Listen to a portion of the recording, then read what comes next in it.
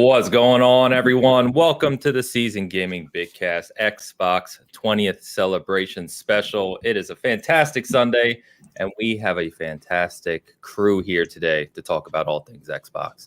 So, I am your host, Ainsley Bowden. You know me well. To my right, my co-host himself, Mr. Tie Guy Travis. How you doing, brother? McClunky. X. My other co-host and partner in crime, Mr. Danbox Series D himself. What's happening, right, baby? man? Hey, do you know if I can unmute it during the intro and then just do the music with like my, voice? And like, I hope not. Like one day I'm gonna try it, and you're gonna be like, "What the hell is it doing?" If you find a way, let me know, and I'll make sure to cancel that. Yeah.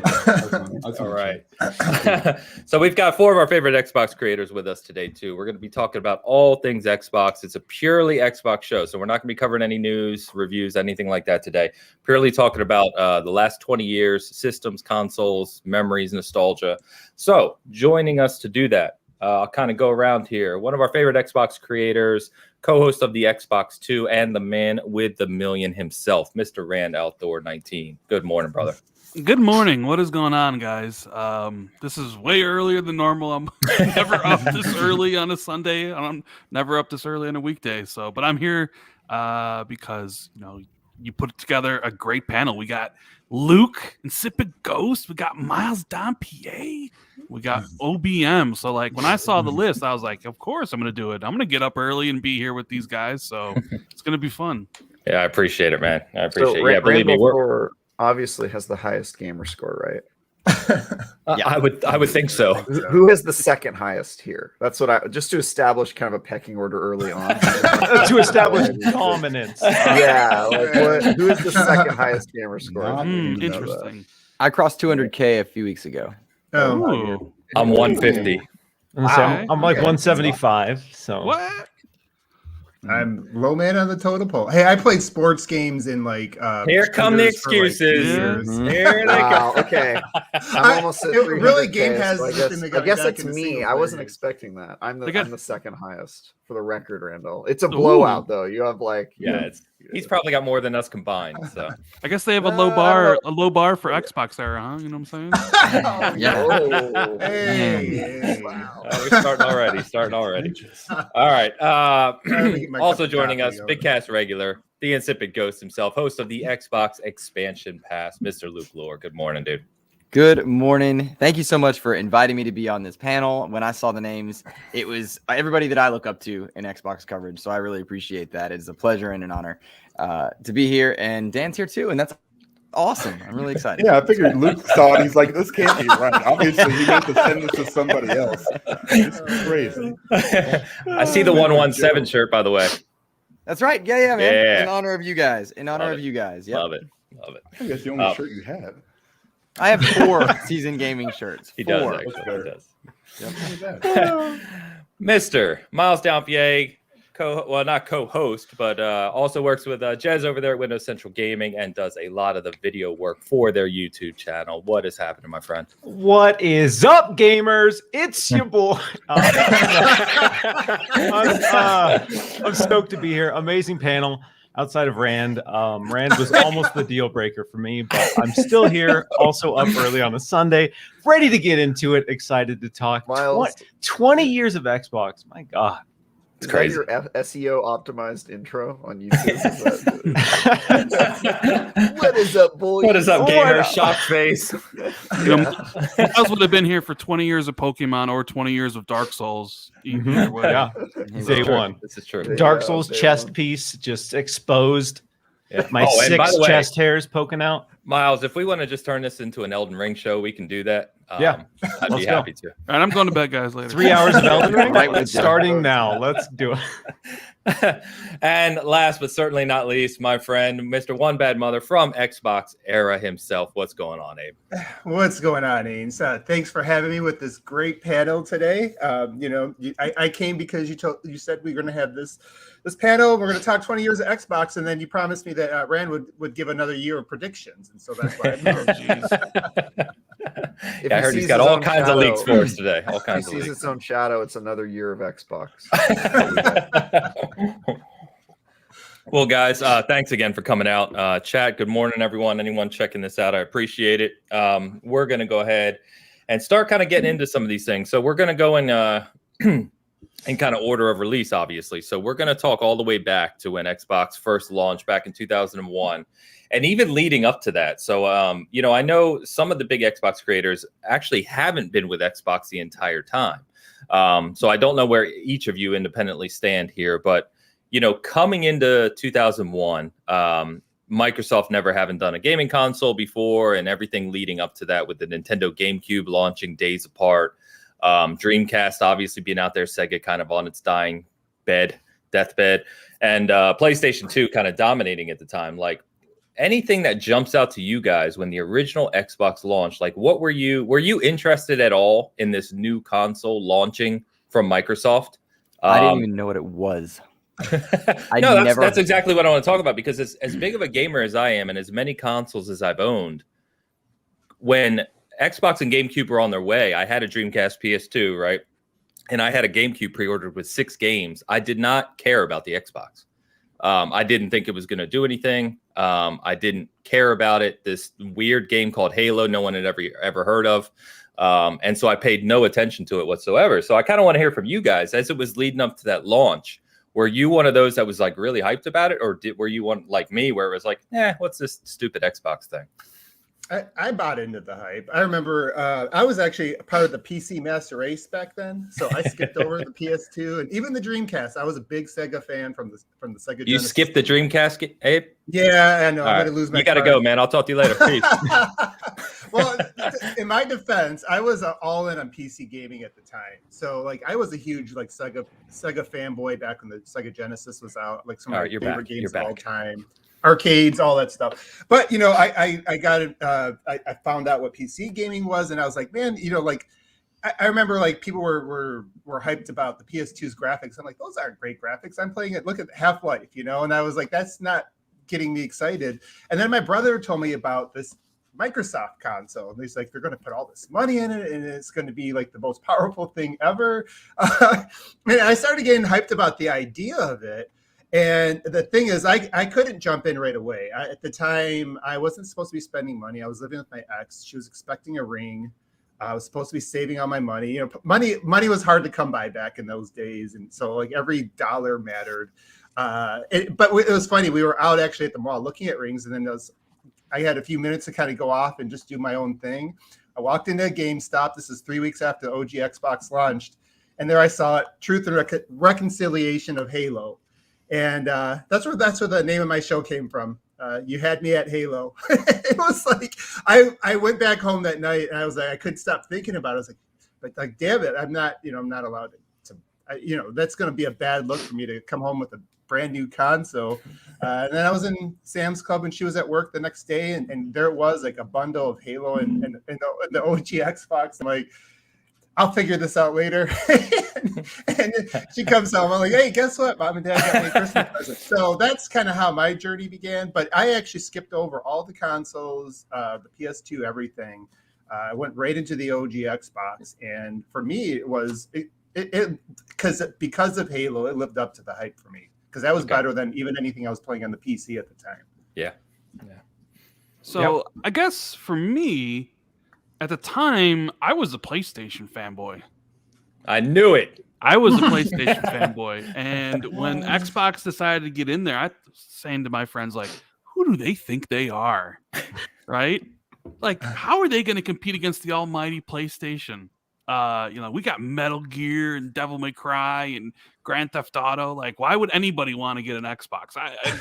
I was younger back then, so it was just like, yeah, I had no interest in Xbox whatsoever because, like, I had PlayStation. So, for me, they just were a lowly third because I was more interested in the GameCube. Because at least I had, like, Mario and, like, Zelda, Metroid Prime and stuff like that, but yeah, Xbox didn't register for me until, which I think we'll talk about, are we talking about when we first got it? Is that like a separate topic? Go for it. I didn't get in on the Xbox ecosystem until I fell victim to the hype of Halo 2. Okay. So I was, like I said, big time PlayStation guy. That was where I played everything because, well, it had everything, right? It pretty much had everything big. So, like Abe said, like at that point in time, like, I'm kind of like right out of high school. I kind of dropped out of college.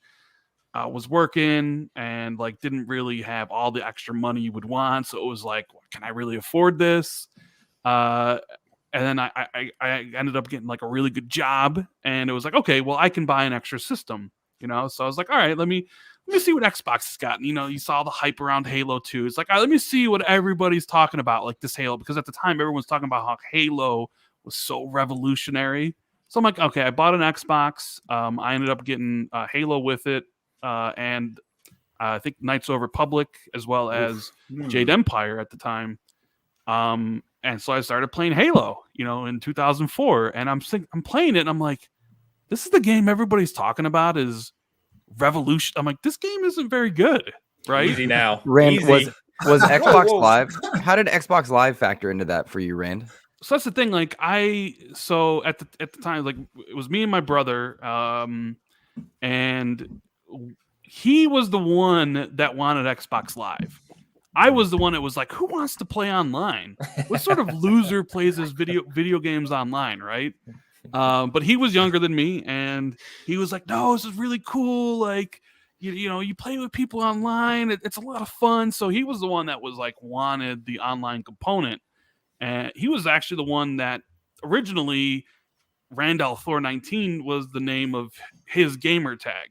Like when he was, because he bought, so I bought the system and I bought Halo 2 and all the games. He was the one that went out and bought like the Xbox Live kit that came with the year, and it came with like a headset and everything, right? And then so you make the gamer tag, and he's just like, what should the gamer tag be? And I'm like, Randall Thor, because at the time it was my favorite book series. The Wheel of Time was the main character, and he was like, okay, and he was like, put it in there, but it's taken. Someone already had Randall Thor. So I was like, all right, well, your birthday is September 19th, so put 19 at the end of it, and it was good to go. So I played through Halo, and this is coming from a huge Half-Life fan. I'm like, this isn't as good as Half-Life.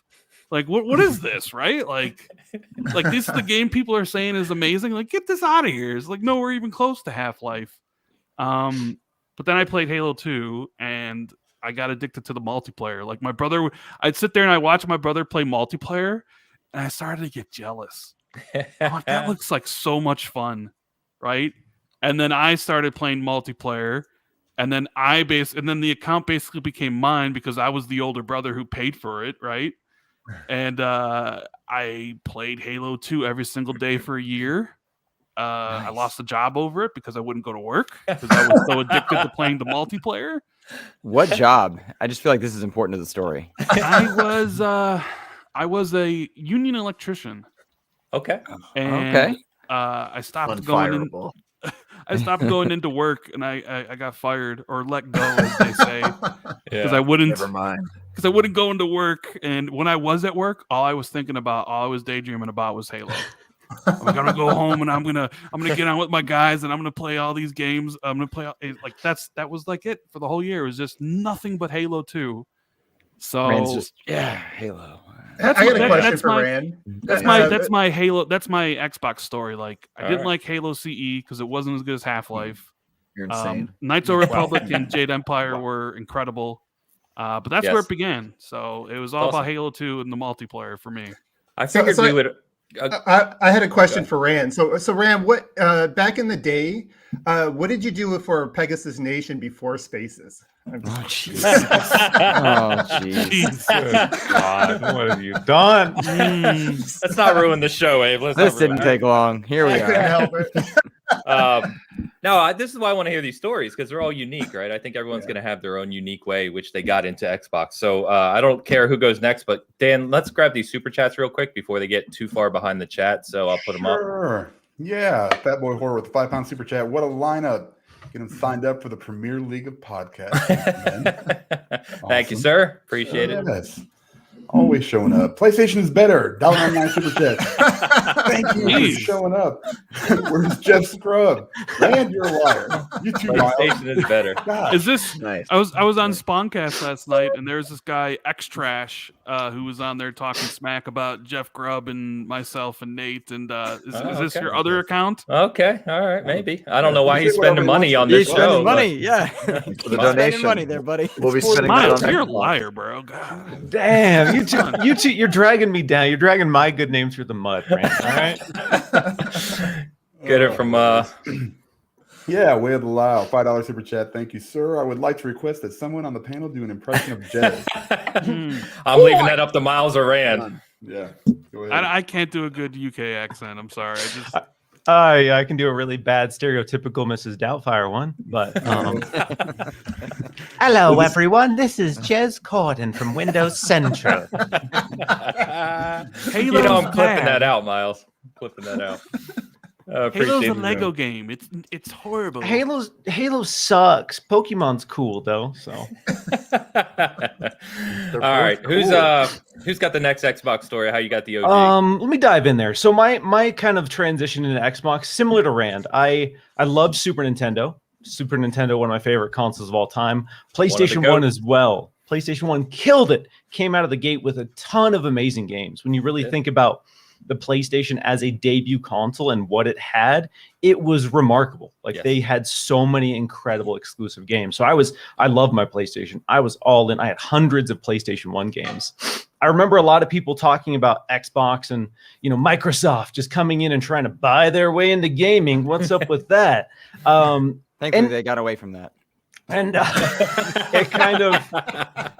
it came out right around just the perfect time for me, because I was almost 13, I think, when the Xbox launched. And if you remember early 2000s marketing, it was bad, but so good. It was so like edgy and like catering to, you like skateboarding, you like Mountain Dew, then you're gonna love Xbox, brother.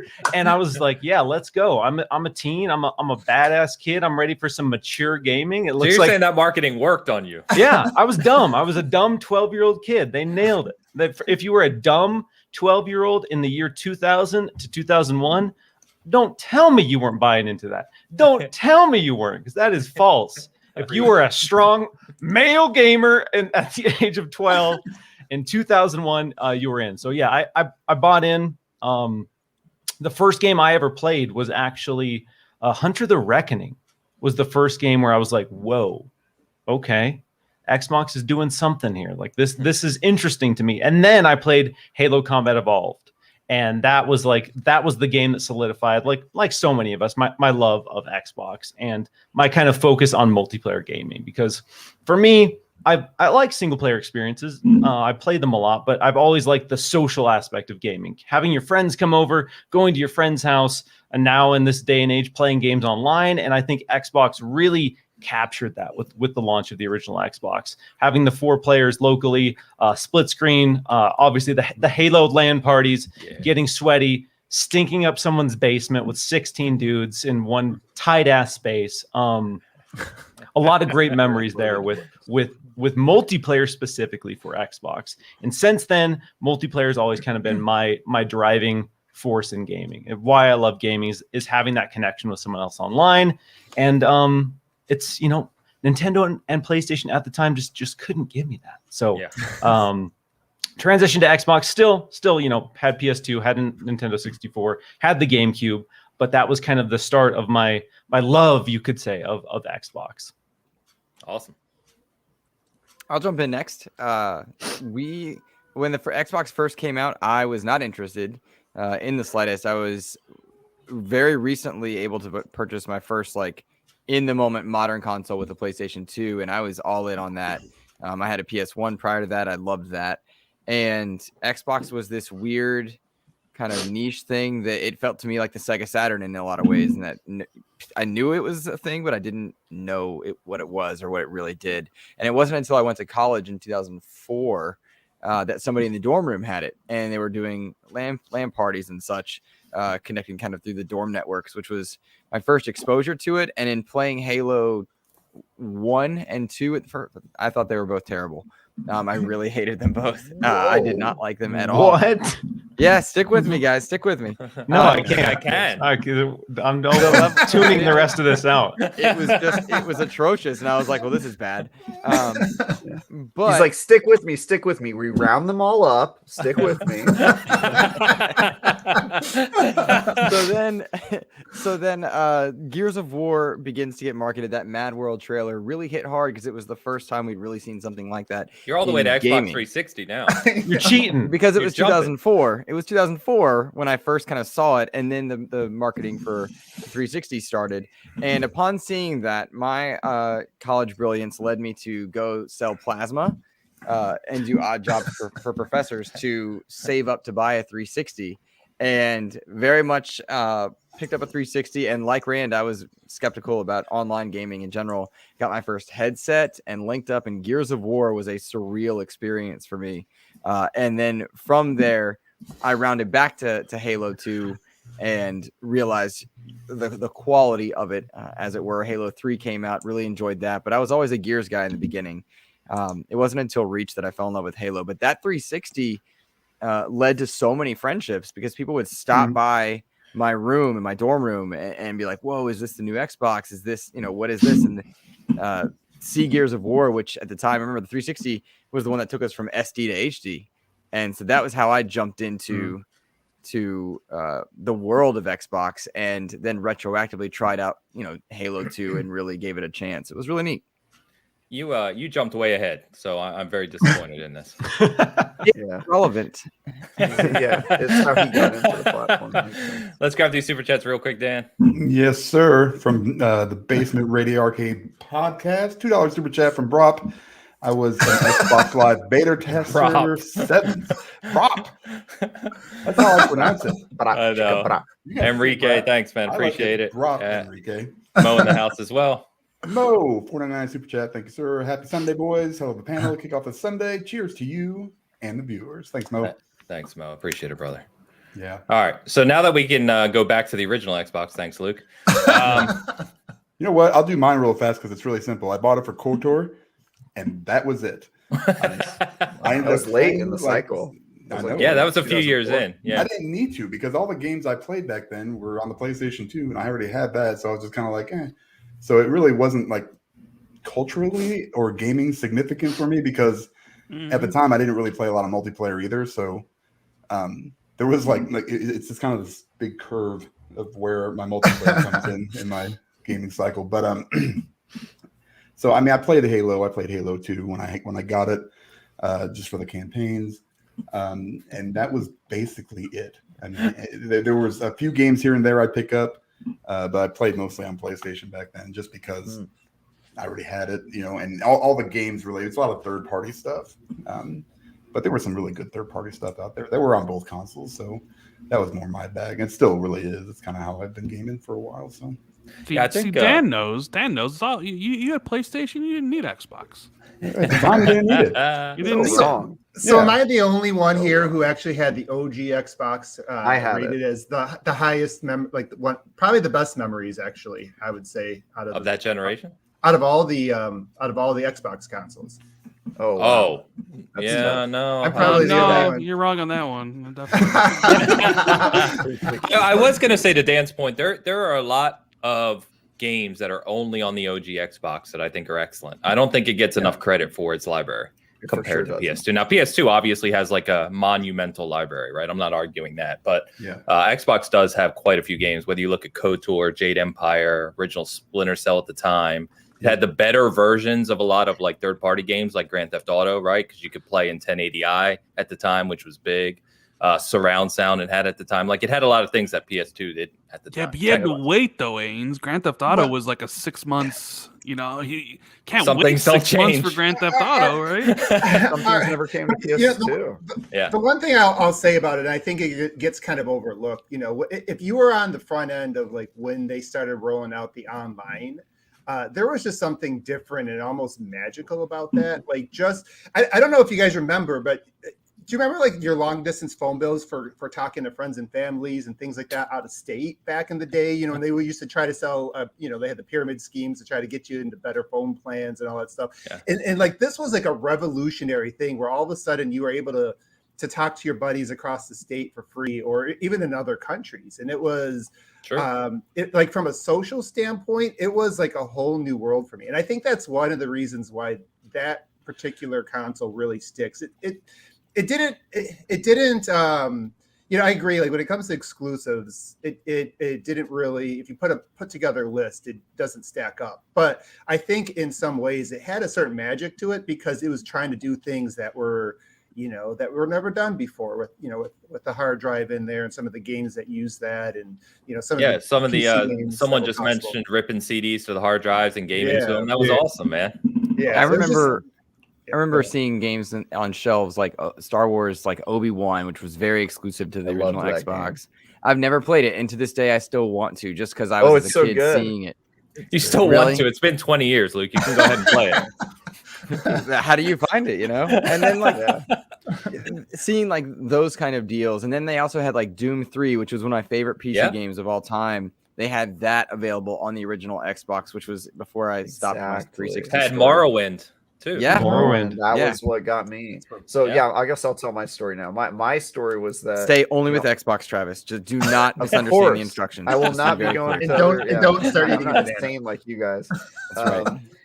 So I was sold on the Xbox from day one, and I actually was an original Xbox day one owner, which is significant for me because the original Xbox came out when I was in 6th grade. It was 2001. 9/11 had just happened. You know, we needed a win. No, but the two things I remember about 6th grade is 9/11 happened and the Xbox came out. That's all I remember. So you were in 6th grade. Miles was 12 years old. Yeah, I was younger than Miles by a little I was bit, 23. So yeah.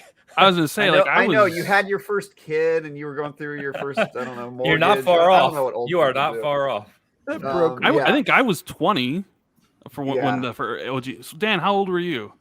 Old. 2 years older than me, so yeah, 25. I think it was on his 3rd life cycle. I already had 2 kids. Dan had already red ringed at the time and started. This is true. He's in the repair shop. Yeah, so the reason that's significant for me that I owned an Xbox in 6th grade is because I'd never owned a console. I played all of them. I played PS1, PS2, the SNES, NES, all that stuff. But I did it by like grifting people, like getting friends and like going over to their house and like figuring out like clever ways, like, okay, who can I like, you know, get myself nested in so that I could play their video games and that sort of stuff. That's what you had to do back in the day if you just wanted to play video games, you didn't have any friends. So I would like figure out ways to play it, but I was sold on the Xbox because I was thinking, you know, this American company with the richest guy ever, Bill Gates, is making this console. It's going to make all these little plastic Japanese toys look like nothing. It's just going to be like the craziest thing ever, you know, this American console. So I was sold on it. You know, The Rock was associated it back with that flat top haircut. I was totally bought into that stuff. And I also thought the online was crazy. But the thing that sold me was that it was making PC games, which were so inaccessible at the time, especially to someone like me. It was making them accessible at a pretty low price point, all things considered. So I was like saving money for like a year ready to buy this thing. And I bought it on day one. I had Halo Combat Evolved, Project Gotham Racing, Dark Summit, all those kind of like must-have day one launch games. And then I also bought and played Obi-Wan Luke, so I was living your dream as a kid. Nice. Nice. I was a huge Star Wars fan, so that was never not going to be a thing. But then to your point, like Doom, I was able to play that on the Xbox. I played Morrowind, is a game I never would have been able to afford to play if it were not for the Xbox. That was something you couldn't do on PlayStation. And the idea that I could play all these PC games and have an online experience for a lower price was crazy to me. And so I saved up to make that like the first console I actually owned myself. That was like, I bought it with my money. And the other thing was that, I think Randall said, who the heck is this Bungie guy? I knew who Bungie was, and I loved Bungie when the Xbox was coming out. They had just released Oni earlier that year, and I love that game. It's one of my favorite games of all time. So when they said, they're releasing this first-person shooter, you're somehow going to be able to play on a controller. I also hated playing with a mouse and keyboard, still do. Long live that in my life. And so the fact that I was going to be able to play a shooter on the Xbox that was made by one of my favorite development companies ever was like such a big selling point. So the original Xbox will always have a special place in my heart. It was like a huge leap of faith to buy that console, and it paid off so well because I loved that console from the moment I played it. I think the first game I played was not Halo, which was a huge mistake because the second I put Halo on the console, I don't think I slept until I had beaten it like 3 times. Me and my brother played that game split screen. But yeah, I have so many good memories of that. Even though I was a younger guy, I've been playing Xbox ever since, which is why, aside from Randall, I have the highest gamer score here. So you're saying that Halo CE launched with campaign co-op? Is that what I'm hearing? I am saying that it did launch with campaign co-op. Back then, you had to launch with all your features because the industry was worse. There's no way you can enjoy it otherwise. Yeah, right. Yeah, you can't like the game Not otherwise. possible. So I've told take this. that, Miles. You gonna take this? What's going on? I've made my my stance clear. All right. I love Halo. I love co-op. All right. You can say what you will, but for me, Halo Infinite will not be as good without co-op at launch. I've said it. I'll say it again. Disagree. I'll say it 100 times. Okay. Today, All you Miles, selfish Mark, single player gamers when it out comes there, out. boo, boo you. Boo you! Boo you! Miles, I got your message. I can't be your campaign manager for Pegasus Nation President 2022. I'm sorry. I'm busy. I'm booked. Okay. It All takes right. way too much time and effort. Yeah. So I've told this story a bunch of times, so I'll keep it real quick. But like I said right at the start, I had GameCube pre-order with 6 games. I was older, 23. I was making good money, so I was buying my own stuff by that point. And I went in to EB Games to finish paying off my GameCube and everything, and they had the original Xbox kiosk there, which I had never considered. Picked up the controller. They had Halo on, of course, second level, open, when you land on the ring, of course. Played with, shooting some elites with the needler and stuff, and I literally couldn't put it down. I spent like 25 minutes standing at that kiosk. It was in a mall, right? Remember those things called malls? Yeah. Walked back through, did something. I was with my girlfriend, and I was like, let me just go back in there before we leave. And I played again, and then I went home, couldn't get it out of my head. And They broke up that day. no, actually, the opposite. That was November. When You did married her that day? November 15th. That's a good side question, though. Have you ever broken up with somebody over an Xbox game? I have. This is so we should. This has got to be a separate section. We actually went back that night, and she bought me an Xbox with Halo that night. So had it from the start. My GameCube collected dust, and all I played was Halo for months on end. I mean, LAN parties. Like Travis said, campaign over and over and over again. The game was revolutionary to me. So, and then obviously once you got the Halo 2 and live, I was a live beta tester, Xbox Live. I was huge into online play. I had been on PC gaming, like Ultima Online. Now we're getting really old, going back to the original, PC Online. Dreamcast, I was big into their SegaNet and playing online on Dreamcast. And so Xbox Live was just the next best thing for me. I loved it. Tons of Crimson Skies, all those games. What was it? What was that original game that came with Xbox Live's kit? Damn, I can't remember now. What was it like? I can Revolt. remember. Revolt. Revolt? I think, Yeah. Revolt. And then Amp 2 came out, snowboarding, all those games, those original Xbox Live games I just love. So it's amazing. Amazing.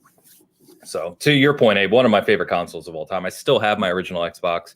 It's modded now, so it has the hard drive with 20,000 games on it. Oh, wow. All the emulators and stuff, but I still have it. Still have the box, everything. I just love it.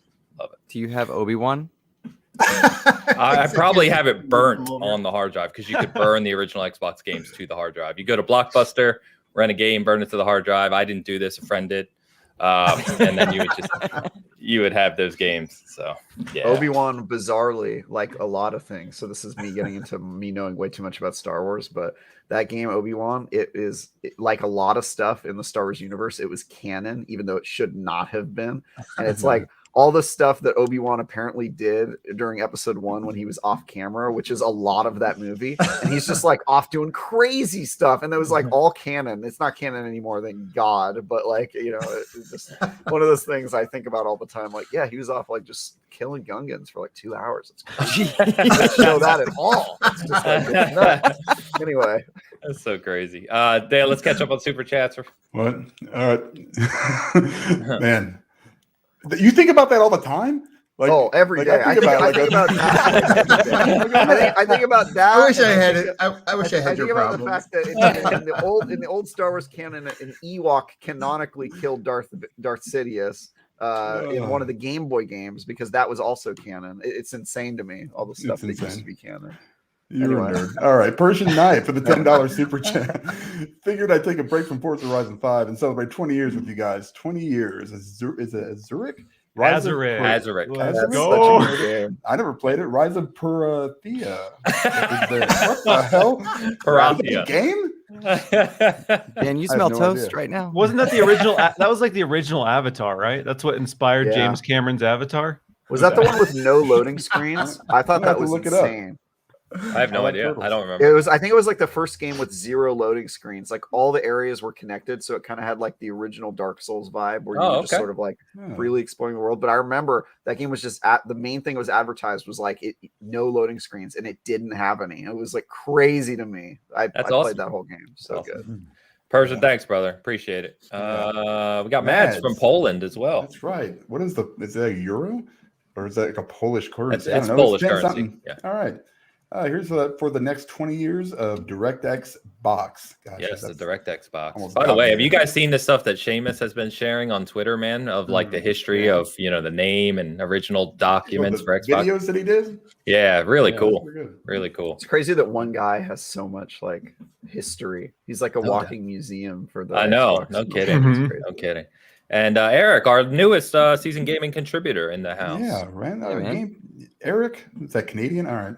I'm having a hard time seeing anything. Like 40 cents. I'm going to be showing up with like my little readers here pretty soon. Hey, dad duties, but shout out to the panel, the best of the Xbox community.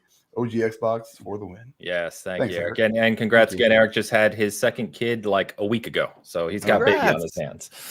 So appreciate it, guys. All right, a couple things on original Xbox before we jump to 360 is a couple of kind of questions for you guys, see if you know this. So the best selling games on the original Xbox, I know you're not allowed to look it up. Let me see those hands. I mean, best selling games on the original Xbox. It kind of goes without saying. We know that Halo, Halo's going to dominate here. Halo 2 was 8.5 million copies, which if you think about how little the original Xbox sold is kind of crazy. That's an attach rate of like 40% or something. Yeah. The Halo 2 sold well because that was I just remember that was how friend list works on the Xbox console. Like, yes, you had your own friends list, but the Halo 2 friends list was your real friends list. Like that's how that's where all of your friends were. The only place you could find them. Nobody used the actual in-game friends list. That was insane. No, Halo 2 was revolutionary in many ways because of that. Yeah, Halo CE was second with over 5 million. But what was the next best-selling game on the original Xbox behind the two Halos?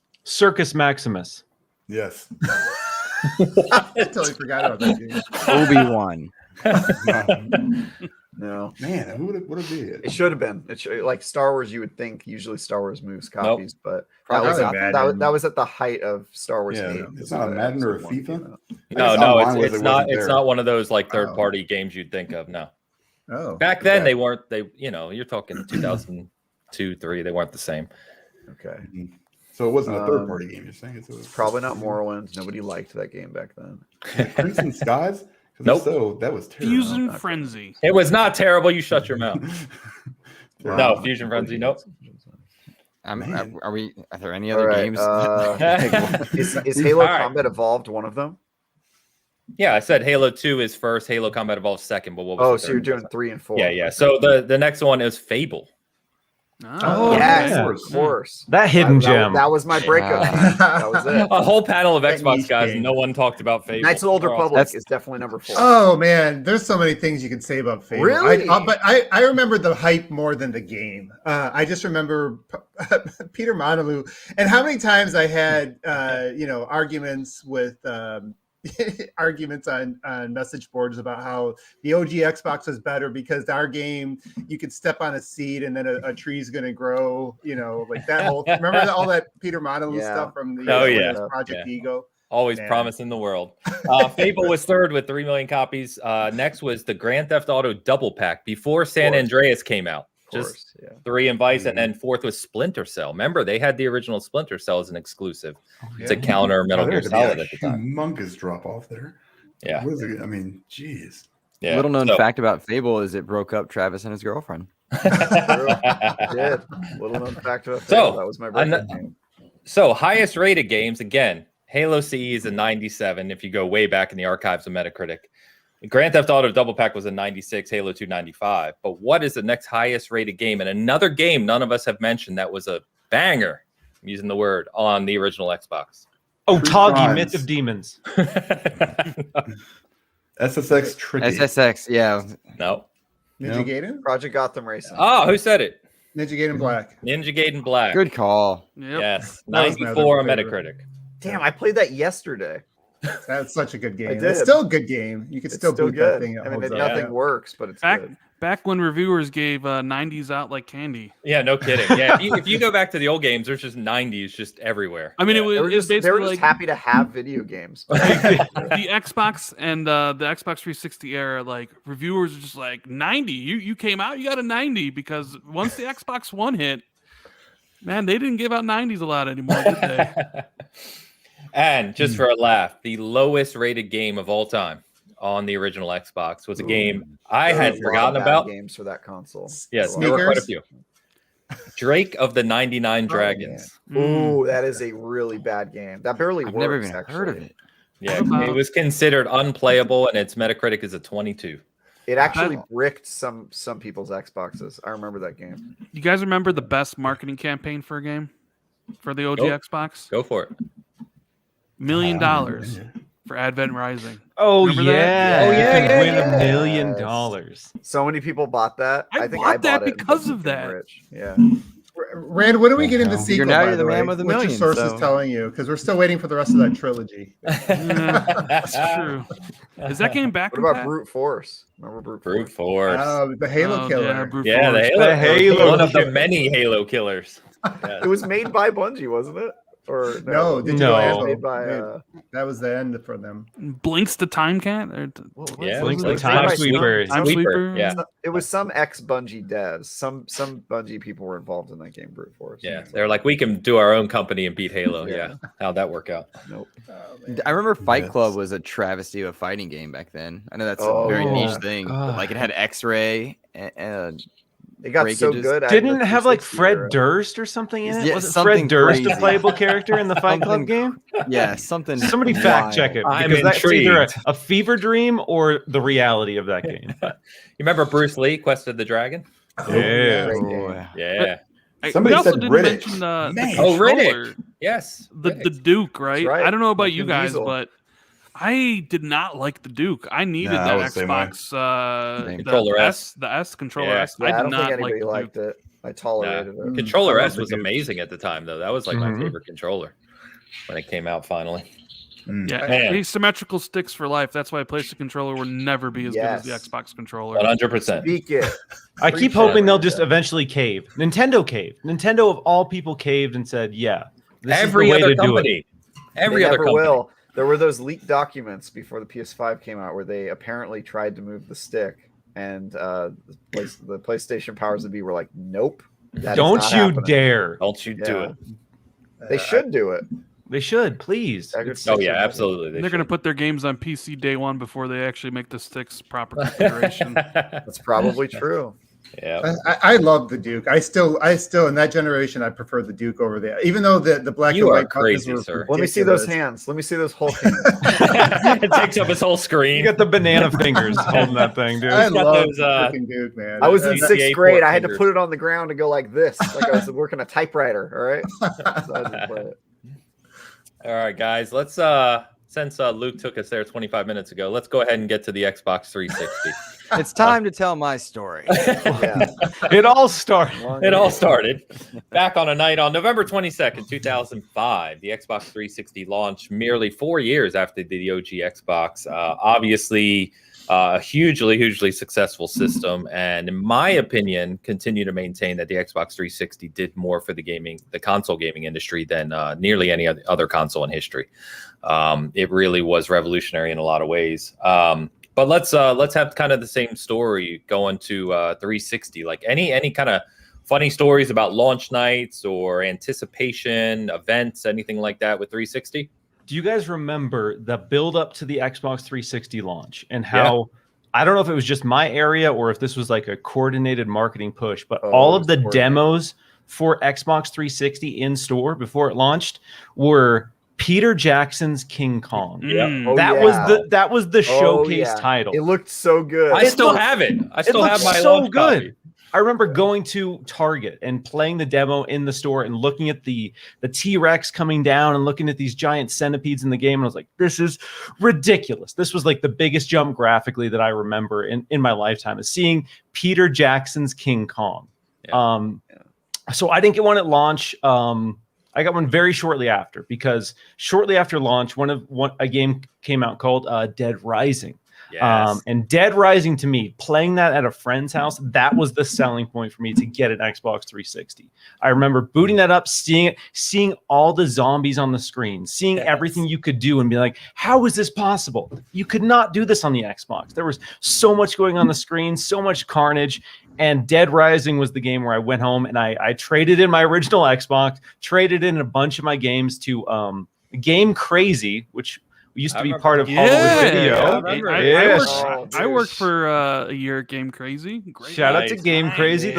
Way better trade-in value, Game Crazy, gotta say. So I traded in all my original Xbox stuff, got an Xbox 360, and Dead Rising. So I basically traded in all my games on original Xbox outside of Halo and Fable, and had an Xbox 360 with one game. I played so much Dead Rising 1. So much Dead Rising 1. Still one of my favorite games of all time.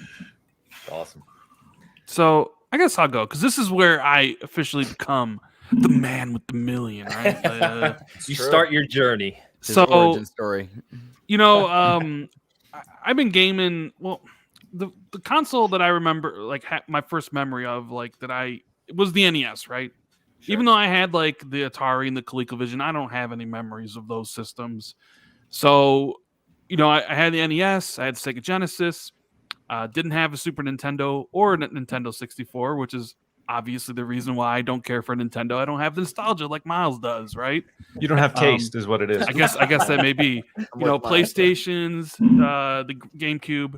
I will say the 360 is probably, if I had to get down to it, my favorite system of all time. Because it definitely is the system I played the most games on, for sure, without a shadow of a doubt. So I tried getting one all right. Also, got to go in the mindset. You got to remember who I was then. I was PlayStation dude, right? I was like, you know what? Why would I want to get an Xbox 360? It's all about the PS3, baby, right? So I would, reluctantly watch Xbox's press conferences, right? And I'd be like, okay, yeah, that kind of looks good. I'll probably get one because Halo at the time, Halo 2 was going to be upscaled to, I believe, 720p on the Xbox 360, and I was still playing Halo all the time. So I'm like, maybe I want to get this Xbox 360 to upscale my Halo. So I tried getting one at launch, went all around like Circuit City, which was actually alive back then, so couldn't find one. So I ended up getting one in January of the following year. And, I played Call of Duty 2 and that first achievement unlocked, and I'm like, hello, what is this? This is very hello. Oh, yeah. Hello. Okay. Goodness. And they were so different back then too. It was like 9 achievements in a game. Yeah. And I was like, I kind of want to get all of these. And normally I would play a game. It was just like, whatever. I can play a game. I put it on normal. I just want to beat it. But like Call of Duty made you like, basically you had to beat the game on veteran, right? So I deliberately went out of my way to start like playing games on whatever difficulty the achievements would have it. I'm like, I like getting these things.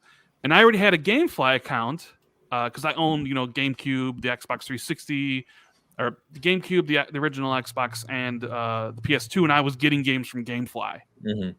So I was just like, I'm upping my subscription to 4, and I'm getting all these games for the 360 because I want all these achievements, right? I'm like, I'm addicted. Like, I want to play all these games. But in the back of my mind, I'm like, this is all new.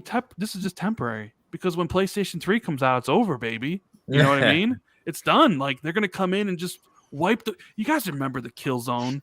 The trailer, right? And all the CG bull that they were pulling back down. Like, this is going to destroy the Xbox 360 when the PS3 comes out. Xbox is gonna have nothing. And then they had that infamous E3 with like Ridge Racer and hey, put the enemy crab over. And I'm sitting there watching this, and I'm just like, and the $600. Yeah, and then they $600, and I'm just like, yeah, you know what? PlayStation ain't for me anymore. What, you didn't want that second job, Rand? Yeah, I didn't have the second job at the time. He didn't even want to keep one of it. He didn't want to keep one. He was playing Halo, baby. What about Lair, dude? Yeah, no, PlayStation did, and then PlayStation didn't have a good lineup for years, and I felt like I made the great decision. And like Xbox they were killing it, man. You had the launch games. You had Oblivion launched like in March, I think, of that year. Yes, it did. You had Saints Row launch. You had Ghost Recon, right? Yes. So you had all Call these of Duty games. 2 was amazing at the time. Yeah, you had all these games that were exclusive to Xbox because PlayStation hadn't launched yet, the PS3. And by the time PS3 launched, the Gears of War launched, and I was just like, yeah, baby. Like, what do you like? You didn't need a PlayStation. It was just because they had nothing. So I was just like, okay, this is where I'm gonna be. And then basically the whole generation, I was playing as many games as I possibly could. And then Xbox Live Arcade started up, which completely changed like the start of the digital marketplace and stuff like that. And we got some gems like Braid. God, what's that Metroidvania game? Shadow Complex. It was so cool. Castle Crashers, was it? Castle Crashers. Super Meat Boy. Super Meat Boy, yeah. Super Meat Boy, yep. Monday Night Combat. Monday Night Combat, yeah. One of the things I remember most vividly for me about the 360 was BioShock. 2007. Probably my favorite. If I had to pick like my favorite experience of the 360 gen, it'd be that game because I don't know if you guys remember, that game leaked early at Kmart. Remember, they started selling it early. Kmart. One of my buddies was able to buy 3 copies, and I paid him $100 to mail it to me. Man, they're scalping back in the day. So I had BioShock. They were ahead of the game, Dan. Yeah, they were doing that season gaming. That's right. Early. Oh man. So I had BioShock a week early, before any reviews were coming out, and I started playing, and my mind was completely blown. Like I didn't know about the twist because nobody was talking about the game, and I was sitting there. I'm like, this is like one of the greatest things I've ever experienced. Right?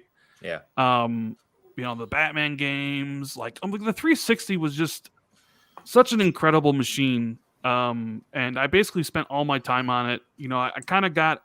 I still played a lot of Halo 3, Halo Reach and stuff, but I started more playing like as many games as I possibly could because of my gamerscore addiction. And I started playing less desirable games like Hannah Montana and My Horse 2 and the games you had to play to keep up with the Joneses. But yeah, bro, like 360 to me is my favorite system of all time, and it's kind of like the precursor of the current systems right now that we have. It all started with the 360. Agree. But I can't really.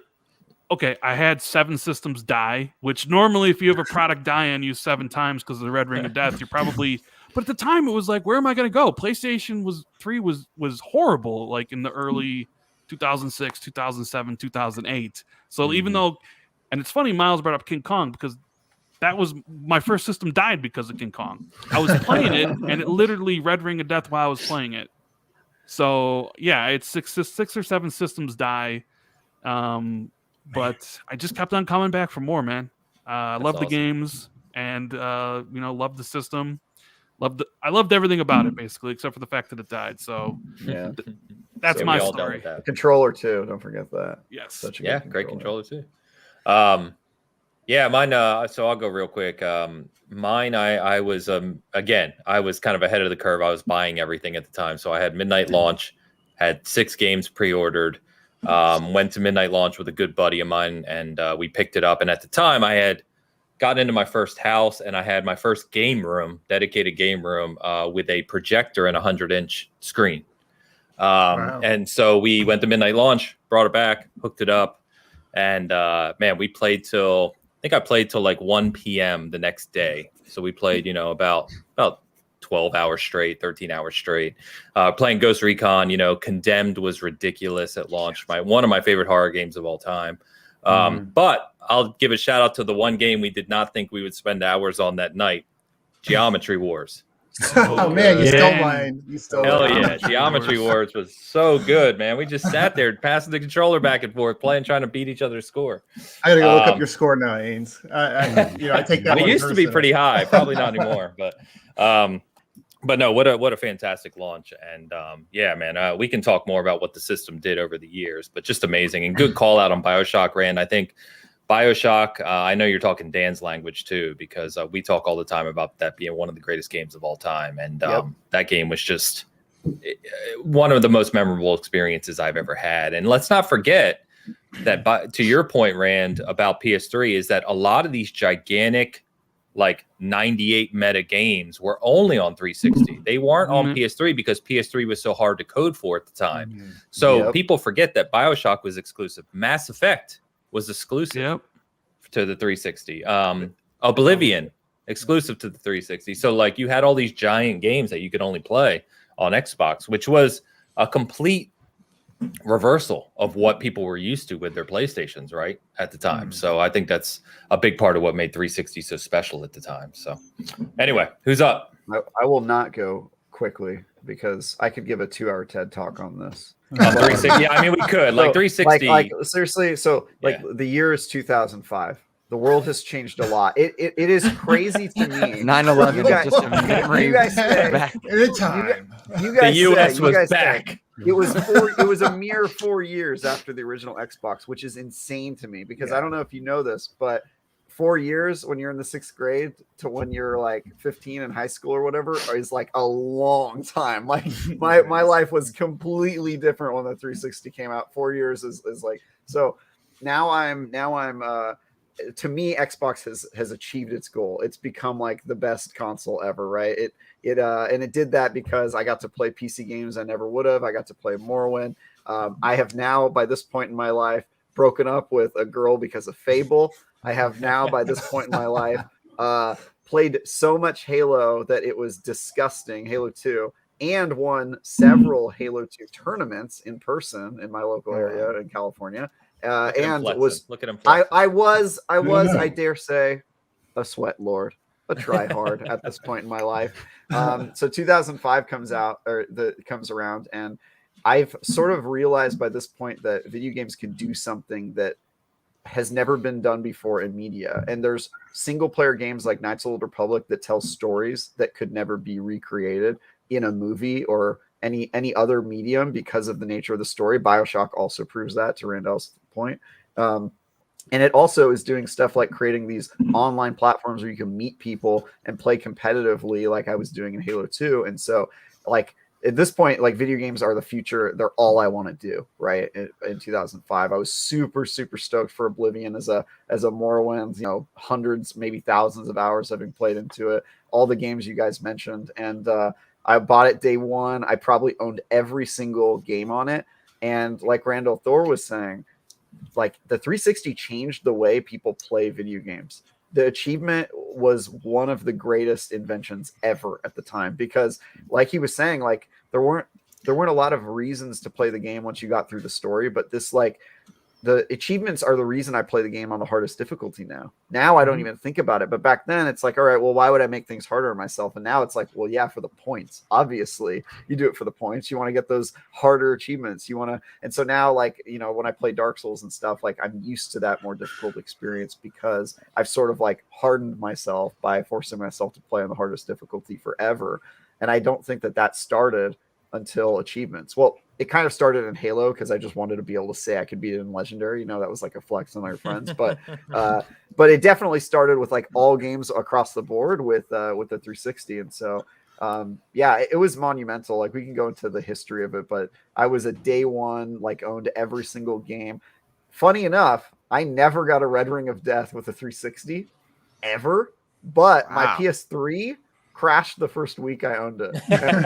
It was literally dead. I had the opposite experience everyone else. I was like, wow, 360 is just so much more stable was my like my personal experience. I don't know how I lucked out on that one, but yeah, man, the 360 was such a golden era in both in my life and in like the games industry. And it's interesting because now you see kind of the opposite happening where games are now trying to like replicate other forms of media. Now we've got single player stories that are kind of like trying to be blockbuster movies. And I love that little pocket of time in the original Xbox and 360 era where they were kind of like intentionally doing stuff that they knew like other forms of medium could never do. And just like being weird and experimenting. And there was so much growth in that period. And every time I think of that, I'm just like, that was like, we were out here just trying new crazy stuff all the time. And some of it worked and some of it didn't, but it was just so exciting to be part of the industry at that time.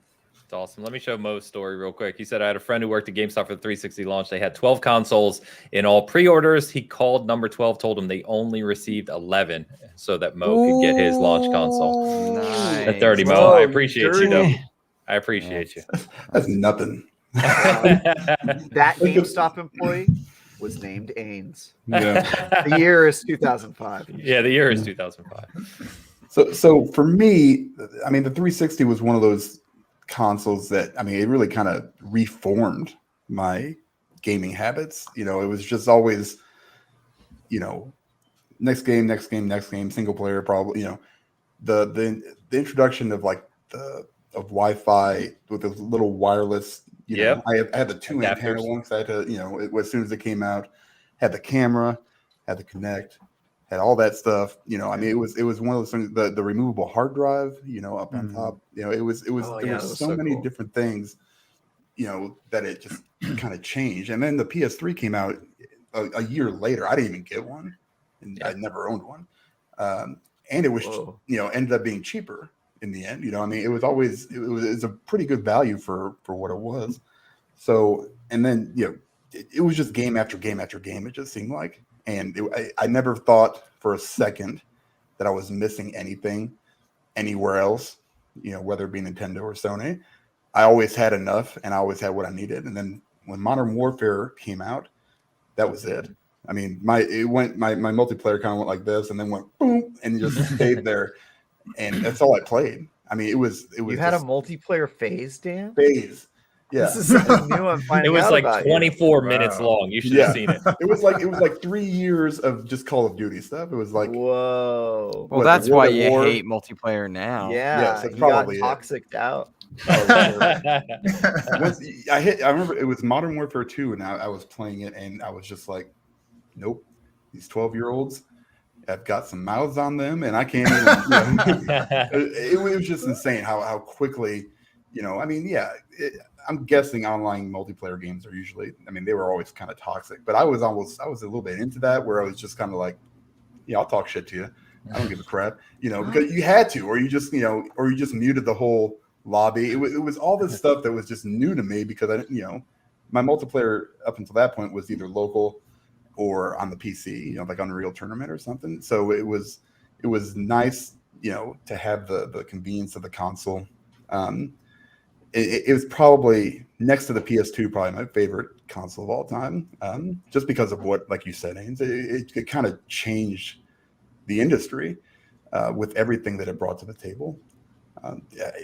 There was never, ever a shortage. And then once you were able to download your games and keep them on the hard drive, that was it. And that was the end of everything else for me. I was like, well, the hell with all this other stuff. Now, it also early on in the production, I mean, I did have the red rings. I probably had 3 of them. I did have the Best Buy warranty. So at one point they got kind of sick of me coming in. I was like, I don't know what to tell you. It's not like I'm setting this thing on fire. It just keeps going, So I'd go in, they just give me a new console, then that one red ring. So I'd bring another one in and do that. Well, eventually they kicked me out and they wouldn't let me come in. No way. Really? Yeah. The one in Olathe, it's not a Best Buy anymore, over on Merlin and I-35. I know what you mean. Yeah. So I mean, it got so bad that eventually they wouldn't let me bring my console in. I went in there to buy games, and me and my buddy, because we weren't like super rich, I don't even care. We would go buy a game. Actually, this is what happened. I bought a game. I think it was Fight Night, and we got home. Game wasn't in the box. I'm like, what the hell, man? No CD. So I went back. I was like, hey, what the hell is this stuff? I said, you can't be selling me these empty boxes. I said, there's no damn game. You know what? It happens more often than you think, is what he told me. I said, oh, does it? Good. Because I paid like $30 a game for about 2 years because me and my buddy would just switch off and find new Best Buys. Because fuck Best Buy. Sorry. I had to get that out there. It was a contentious relationship at the time. However, oh, don't you love physical media? Oh my God. But then, the digital media started coming.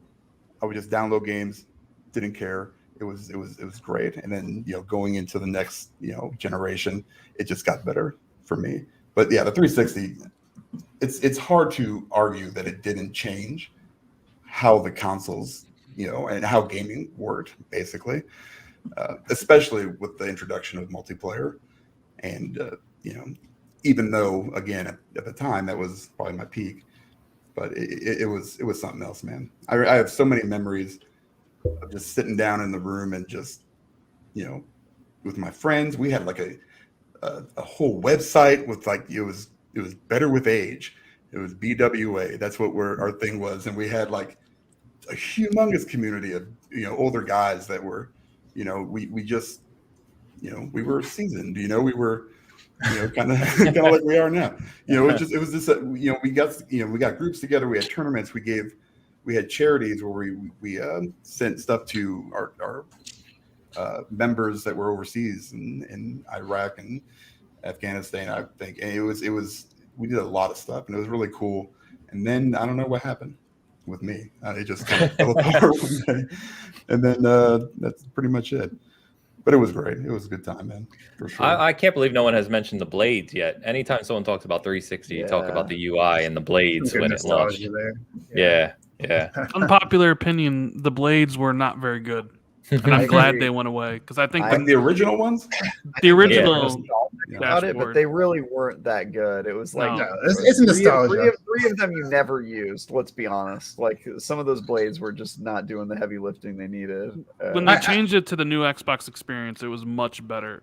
Even though I didn't appreciate avatars, but the dashboard changed after that. I don't know why people want the blades to come back. They weren't very good. Nostalgia, man. It's pure nostalgia. That's all it is. Yeah. It was I fast. Loved Travatar though. He was great. Travatar, brilliant. Brilliant. Oh man, that's something. I do want to jump on I know I spoke a bit about the 360 earlier because that was my introduction to the original console, truly, was kind of retroactively. But having people stop by my dorm room and see what HD gaming looked like was a really cool experience. Ace Combat 6 was special. Seeing people play Call of Duty 2 with those smoke physics was special. But then the game, I'm sure we all have a system or a game that grew with us. For me, the 360 and its library, I grew into adulthood kind of with that, right? I exited college with the 360. I was playing through different games, Modern Warfare 2 and Alan Wake, and so many of those great games that we attribute to that. And the kind of ultimate moment was in that final moment was Gears Judgment leading into Halo 4 and just kind of seeing the best of what that system visually could offer. And it wound down a phase of my life that it didn't end greatly, that phase. But I mean, like I got to travel with it, right? And like it really marked eras of my life. It just coincided with the way that system wound down and then spun up with Xbox One. And I left Xbox. I left Xbox at the end of the 360 generation because I felt like they were going in a direction I didn't like with Kinect and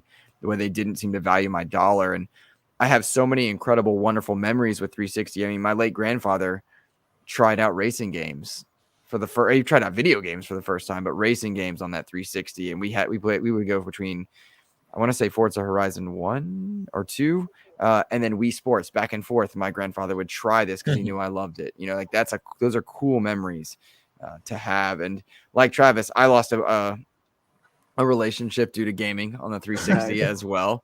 But it reminded me that in truth, it reminded me that gaming is a part of who I want to be and who I am as a person. It wasn't just a phase or a fad of youth, which was cool, right? To see games grow up and then me decide like that's something that's very important to me is playing video games and being a part of this culture. And that's grown into podcasting and writing about games and experiencing stories in the way that they're able to offer in a way that maybe they didn't in Super Mario days back in the day. So, you know, I attribute so many great things to the 360 in the gaming space and out of it because of the friendships made because of it, if that makes sense.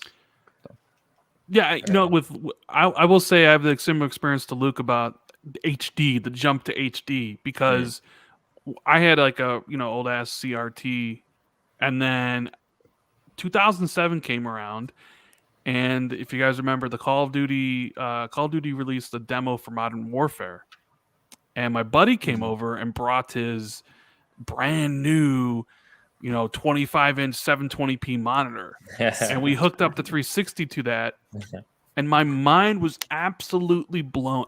Everything looked better. The dashboard, the game, and the statement is so true. Ignorance is bliss. Because here I was playing on a CRT, probably like 720i or whatever it is, right?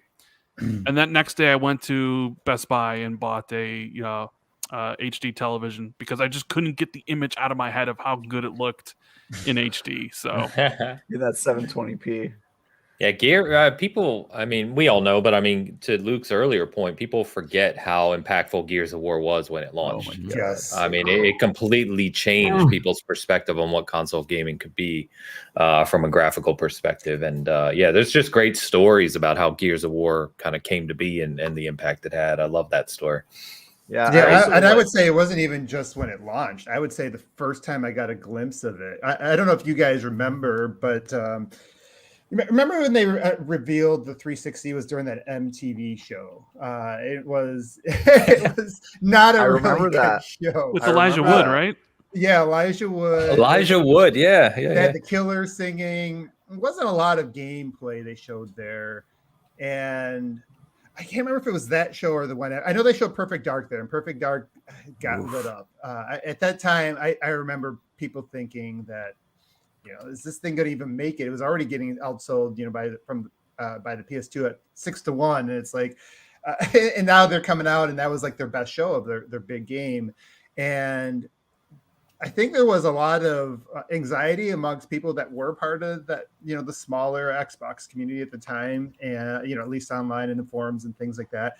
And then they did this like reel of games that were coming out or planned for the launch, and most of them look kind of like OG Xbox games, maybe slightly better HD versions of that.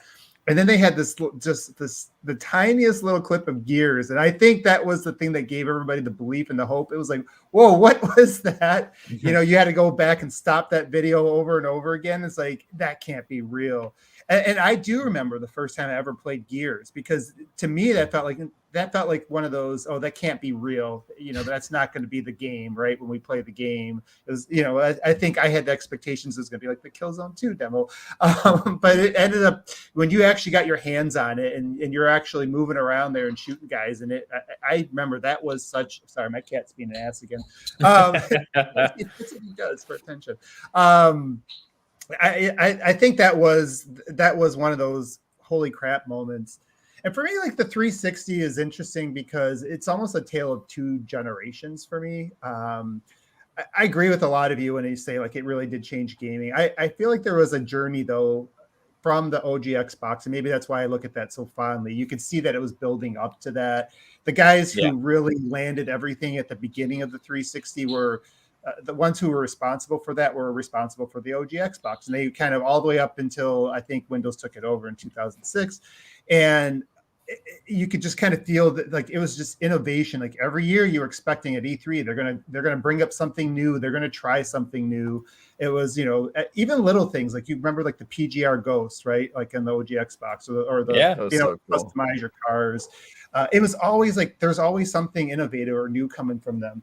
And I do feel like the early years of the 360 was like the crescendo of that group. Like they really stuck their landing, right? Like other than the Red Ring of Death that, you know, most people experience, I feel like, and for me too, like when I look back at it, it was probably the last time that I had those holy crap, you remember where you were kind of moments in gaming, you know, with that Gears of War reveal, you know, watching that played on stage and getting your hands on it, walking out in oblivion from that dungeon. You guys remember Oh that? my God. Yeah. The first time you're just like, oh my God. It was like, you know, you got goosebumps coming out of the dungeon there.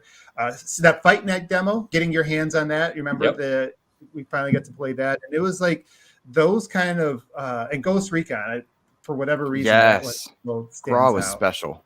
Yeah, and so it had just these holy crap moments, and I think they were able to land a lot of those because they underpromised at the beginning, right? They were showing you exact what they had in development, and a lot of it was just kind of upscaled, you know, OG Xbox games. So when they actually came out and started delivering some of this stuff, it really, I think it landed better than it would have if they would have come out with like these, you know, spruced up videos and things like that. So yeah, I do remember the 360, the early years of it probably were the highlights of it overall. But I think as the generation went on, they got less creative. You could feel them kind of changing their identity and things like that.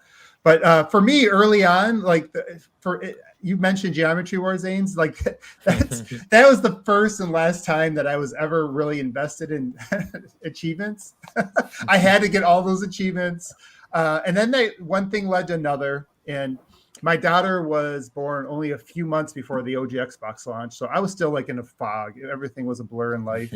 Anybody who's had a little one knows your first is just like.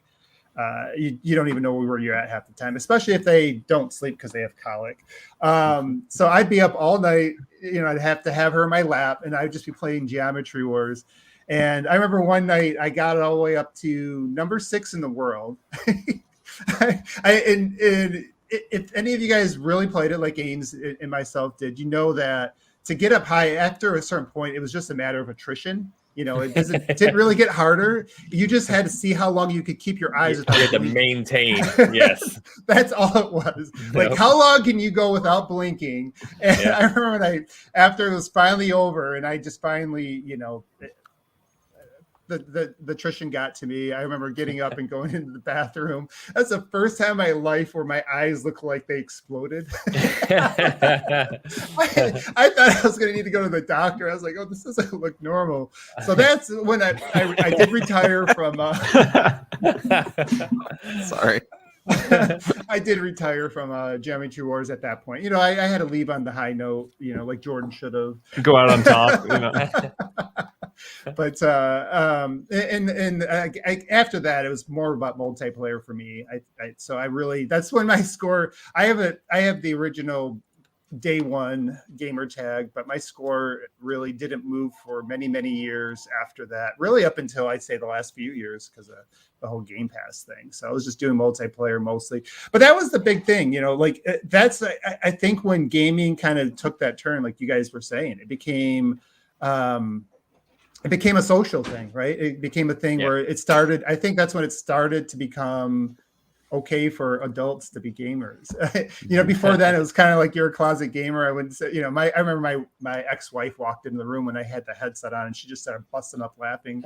First time she saw that, she says, "Oh my God." She's like, "I got to take a picture and send this. This is ridiculous." You know, the fact that I'm wearing a headset talking. And I noticed you said X.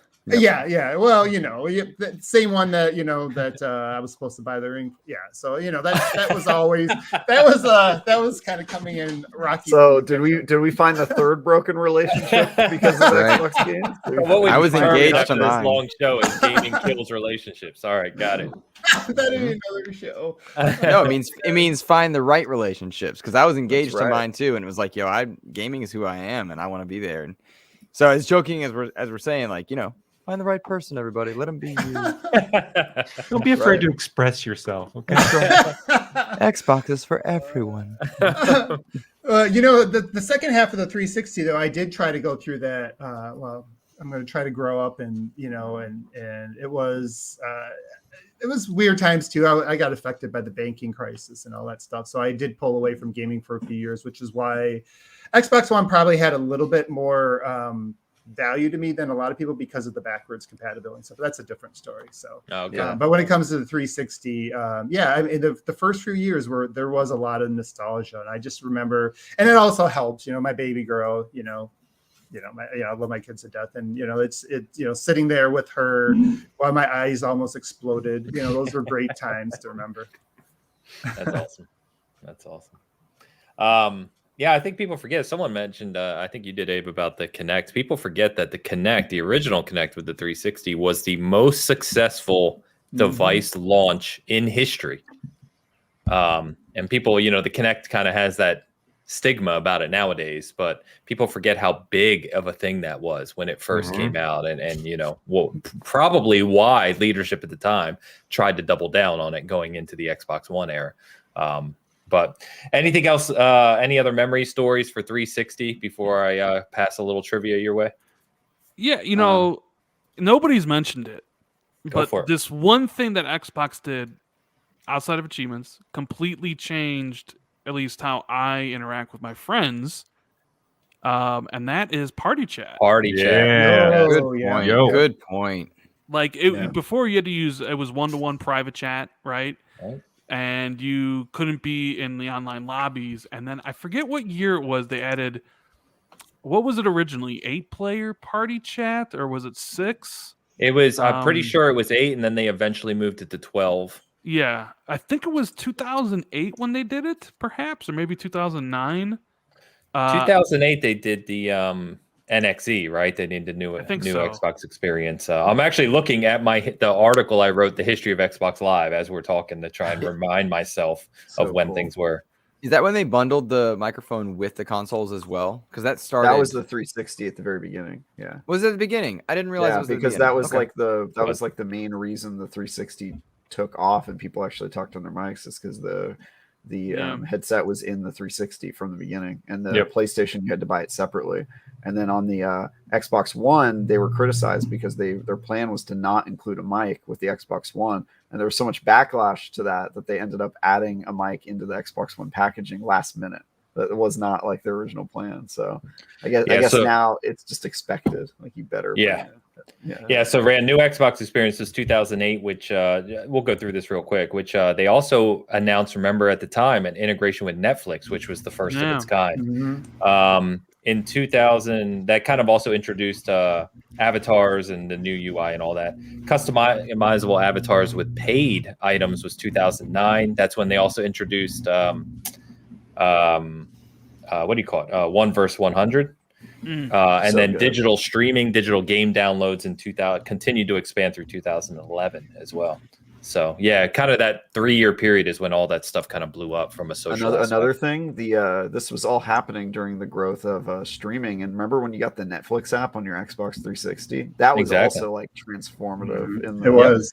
It was transformative for Netflix, right? Yeah, it was transformative for how we watch movies and TV shows and all that. It was, because I remember that was like the reason people had 360s. I knew people who weren't even gamers and bought a 360 to stream Netflix or what have you, which is crazy. An avatar theater, like it's wild to think that existed for a pocket of time, and there has been no proper substitute. You can download plugins on workers and stuff that work to get the job done, but like that was such a cool thing that I totally took for granted, because one day we just booted up the Xbox Netflix app and it was gone. They were like, we changed our codec, it doesn't work anymore, sorry. And like, What? I know. No. It's like your best. They even had it in games. You remember Mortal Kombat 9 when you played online in the arcade mode where two people were fighting and the other players were watching? You were in your avatars and you could like interact with each other. Yeah, it was amazing. Well, we also haven't talked about how much of the Wild West the 360 generation was. Do you guys remember, like pretty early in the 360 life cycle, they released an arcade game called Uno? Oh yeah. And during Oh, Uno, boy. Uno. everybody could have their cameras on. Those They little sure could. cameras. They came and people would just.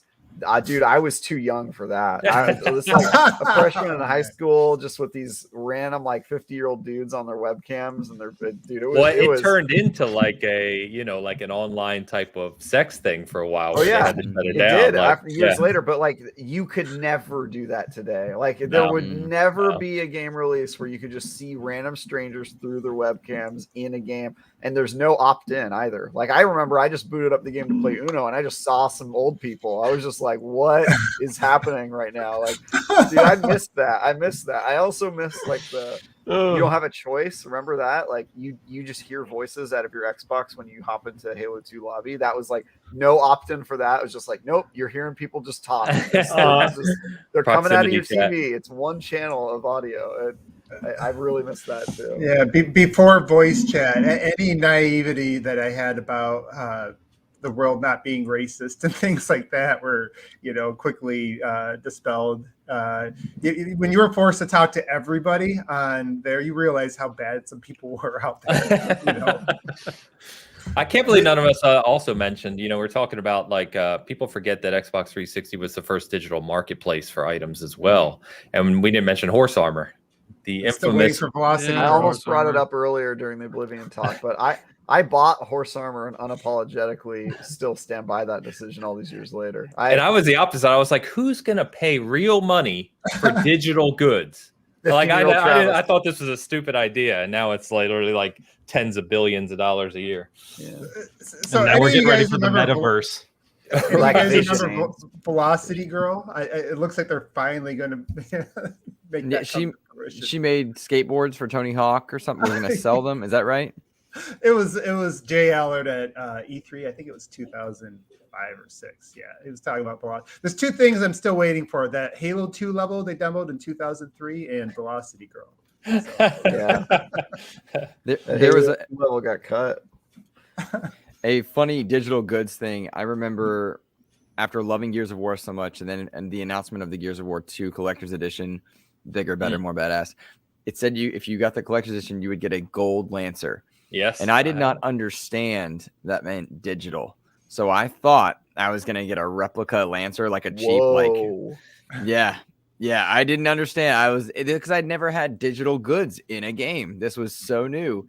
And I wish I would have met you before COVID, because in my office, in the IGN office, I had a full-size giant working gold Lancer, and I gave it to a different friend. But if you'd have told me this like before COVID, I would have made all your dreams come true. You would have, actual gold Lancer. I had one. Yeah. Oh, that is really cool. Now I've got the Nerf. I don't know if you can see them. You can't see them. But the Nerf Halo ones right there, which made for a very fun Halloween, by the way, because my students came by my house and we had a Nerf war with my Halo darts, and they were shooting me. It was great. It was really fun. But I got to you know what else we absolutely need to talk about for the 360 generation? And this kind of goes back to what I was saying about the industry just being the Wild West and like trying new things and being weird. Is there was a trilogy of Burger King games? Yes. Sneak peek. Let's go to the 360.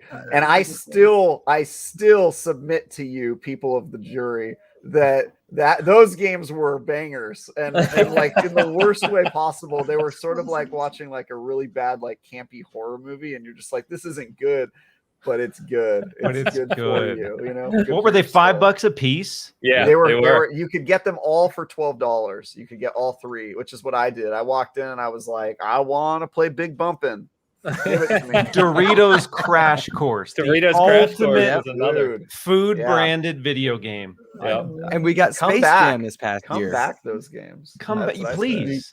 Doritos, throw down some money and let's make it happen. What is going Also, on? Sneak King is the greatest premise for a video game that has ever existed, and I will absolutely. not be The best- taking questions at this time. That was the best horror game on any The system. greatest yeah, it's a horror game where you're the scary thing. Why aren't there more games like that? I just don't, you mentioned the Lancer too, and that made me think it was also the era for people like me where kind of gaming collectibles really took off, right? Like the Halo 3 Legendary Edition was huge, right? Getting Master Chief's helmet was a huge thing. And you mentioned how many helmets have you had? Like I have like 4 of these Master Chief helmets. Like, yeah, you don't want to in my ask how house. many of something I have. It's a bit ridiculous. But you mentioned the Lancer, Luke. I actually literally behind my monitor on the wall is the Lancer that was only sold through Amazon when you bought Gears of War 2 Collector's Edition. You could order a physical Lancer with it. So they made a bunch of replicas since then, but that's the original first one they ever made for consumers. That's so cool. It's pretty to this rare. day, I don't have a Lancer.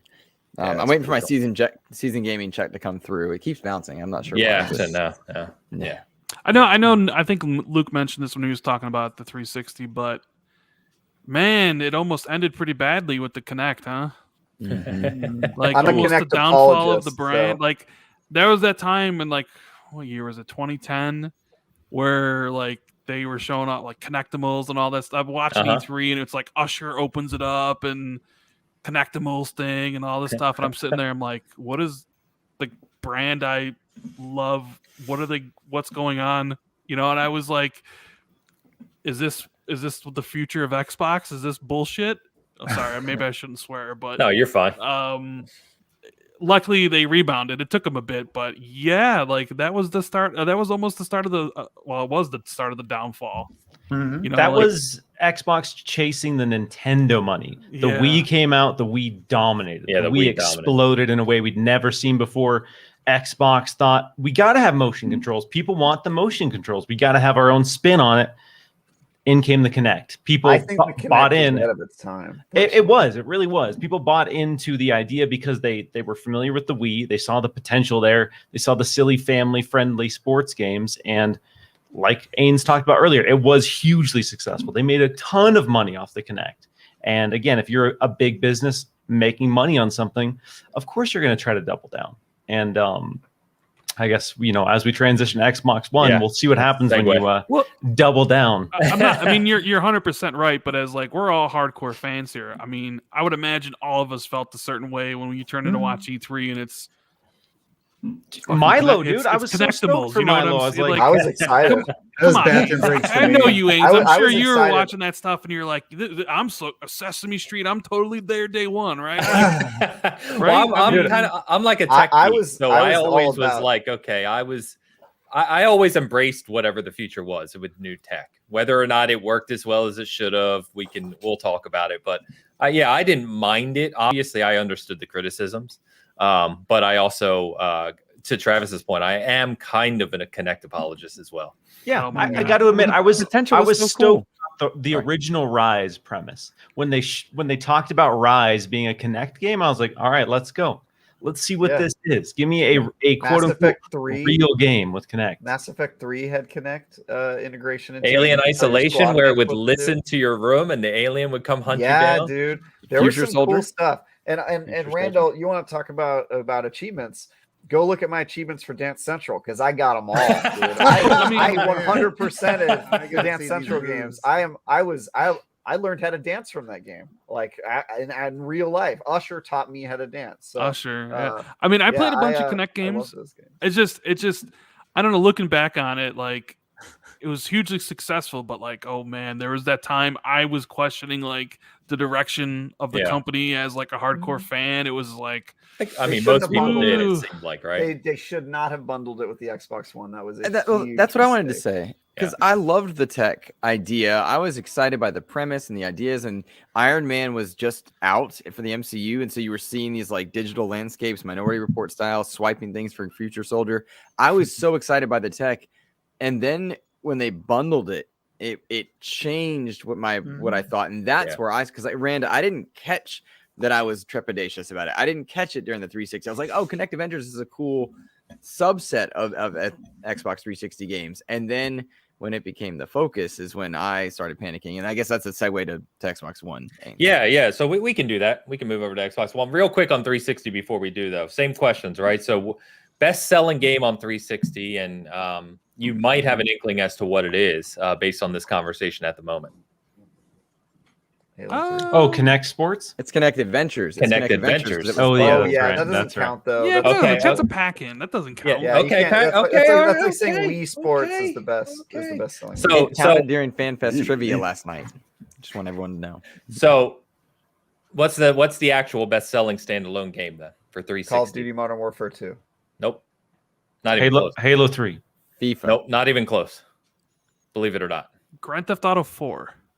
Grand Theft Ah. Auto 5. People forget that Grand Theft Oh. Auto 5 It is was, the even though it 360 came out in 2013, it was That's the best cheating. selling. best selling Yeah. 23 million copies on the 360 alone. Wait, is four Grand Theft on Auto the list 5 has anywhere? now sold more copies than the PS2 console had. Yeah, four is on the list a little further down. After Grand Theft Auto 5 is actually Minecraft.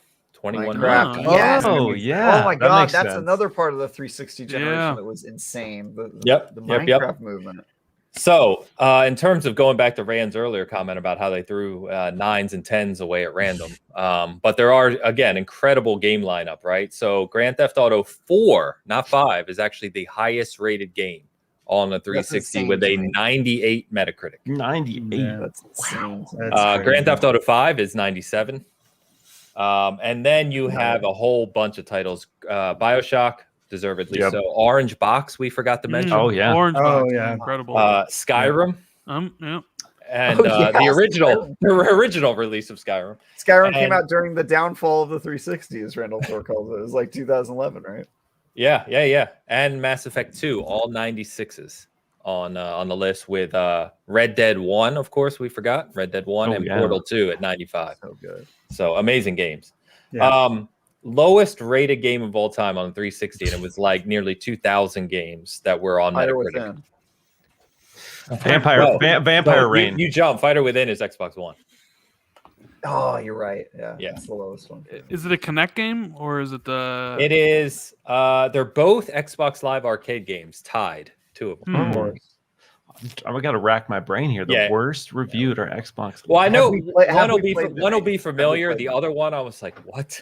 Wasn't So- it a 2D brawler? Was it a 2D brawler? Yeah, was Double really Dragon bad. 2, Yeah. Wander of the Dragons was literally rated a 17. Wow. Bravo. That's And then hard. there to was do. actually a game called Yaris after the Toyota Yaris. I Oh, played Yaris. yes! I Where played you would Yaris. drive I around. played Yaris. It was an awful game. That was a They- free marketing campaign. Marketing for the- campaign game. They're both rated 17 is hard to do. That's like your Yeah. game is malware. That's like what a 17 pretty is. much. 98 for Grand Theft Auto 4. Like, how many hundreds would that game have to Right. get a 98? Yeah, that's unreal. That's too That's- high for Grand Theft I Auto think it's 4. too high, That too, is for too Grand Theft low Auto for 4. It Grand needs Theft it Auto needs to 5. control better before it gets that high. Yeah, BioShock should have been the highest. All right, so we were segueing to Xbox One, and we'll probably spend a little less time on Xbox One maybe than 360. But yeah, so how many times have all of us talked about the launch of Xbox One? I don't think we need to go through that. But to your guys' point, them kind of doubling down, forcing Kinect on everyone seems to be, in hindsight, obviously the biggest mistake. It made their price point higher. It forced tech that people didn't want. So knowing all that and knowing all the complaints, how much it's flack Xbox got for years and how they've had to recover, I will say I didn't mind the Kinect. I kind of liked it. I liked yelling Xbox record that for my screenshots. Missed that, And actually. I liked the integrated free apps for things like Xbox Fitness, which was amazing. Xbox Fitness was awesome. They had Rest in all peace. kinds of customizable workouts you could do. They had achievements for your workouts, which was just, it was awesome. I loved it. So I was kind of sad when it died. And I will say, like, my youngest at the time was younger, right, with his friends. So they liked things like Kinect. What was it was a Kinect Sports with the jet skiing and the tennis. Oh, Kinect Sports Rivals. Rivals. Yeah. That's it. Thank you. Yeah. Cool. So they played the hell out of that. They'd always stand in front of the TV, the two of them, and goof off. It worked, 42% of the time, but it was cool. Shout out to boxing. The boxing motion games, man, my back would hurt every time because you're swinging with all your might and there's no impact resistance. It's not like hitting a real bag. So you're just like pulling your muscles the whole time. Your My back was joints. hurting. Yeah. You should try this game called Dance Central. I don't know if I've told you. Yo, so I actually have played Dance Central like not that long ago. It was like 4 months ago. I booted up the old Dance Central 3 on the 360 because you can't. The old Kinect doesn't work with the new Xbox games. But those games hold up. Nice. I thought that was going somewhere else, but okay. They hold up. They had a good developer for that too, didn't they? Yeah, it was Harmonix. Yep. Right. Oh, Harmonix, yeah. And people don't know this, but the Dance Central series has a storyline. It has campaigns with like full stories, and they're actually super good. Like the third one, Of course they are. Like Fast and Furious. It's amazing. Dude, it's it's over the top, but it's great. You just reminded me when you said Harmonix, we also forgot to mention with 360 Rock Band and Guitar Hero. How could you not mention that movement? That massive movement. Generation defining. Yeah, it really was. You know how much those sets go for? Look at eBay and try and buy a full, like the guitars with the drums, like I the full. bought one during COVID. They're I paid huge. like $600 for it. Yeah, I sold mine for like $150 a few years ago, like an idiot. Oh, you! Like I did the 4 same guitars thing. That's why I had over to rebuy one. Yeah. But they're a super expensive now. I think because COVID, people are like, you're trapped inside. But I mean, I have a friend who's a professional musician because he played Rock Band, and he was like, "This is super fun. I should try this in real life." Now it's his career. It's That's awesome. crazy, dude. that just further reinforces why the 360 gen was just the best. It was. I mean, I agree. You know? I agree. There's a lot It's, of we really were good trying stuff. new stuff. We were young and unafraid. That's how I think. Yeah. Post Malone, ever heard of him? He cites Guitar Hero as the reason he got into music. That's amazing. Dude. Wow. Yeah, and DJ Hero was another one. I mean, it wasn't as big, but still that again, that era was just something special. Yeah, we Guitar went Hero from the Metallica was my thing, man. we went from the era of physical games forever. Who wants digital? To then the next gen, digital all the time. Who cares about physical? It Right? should be. Well, no, Rand, I guess you must not be on Twitter enough. You know the UK box sales are. Oh yeah, the everything. UK box sales.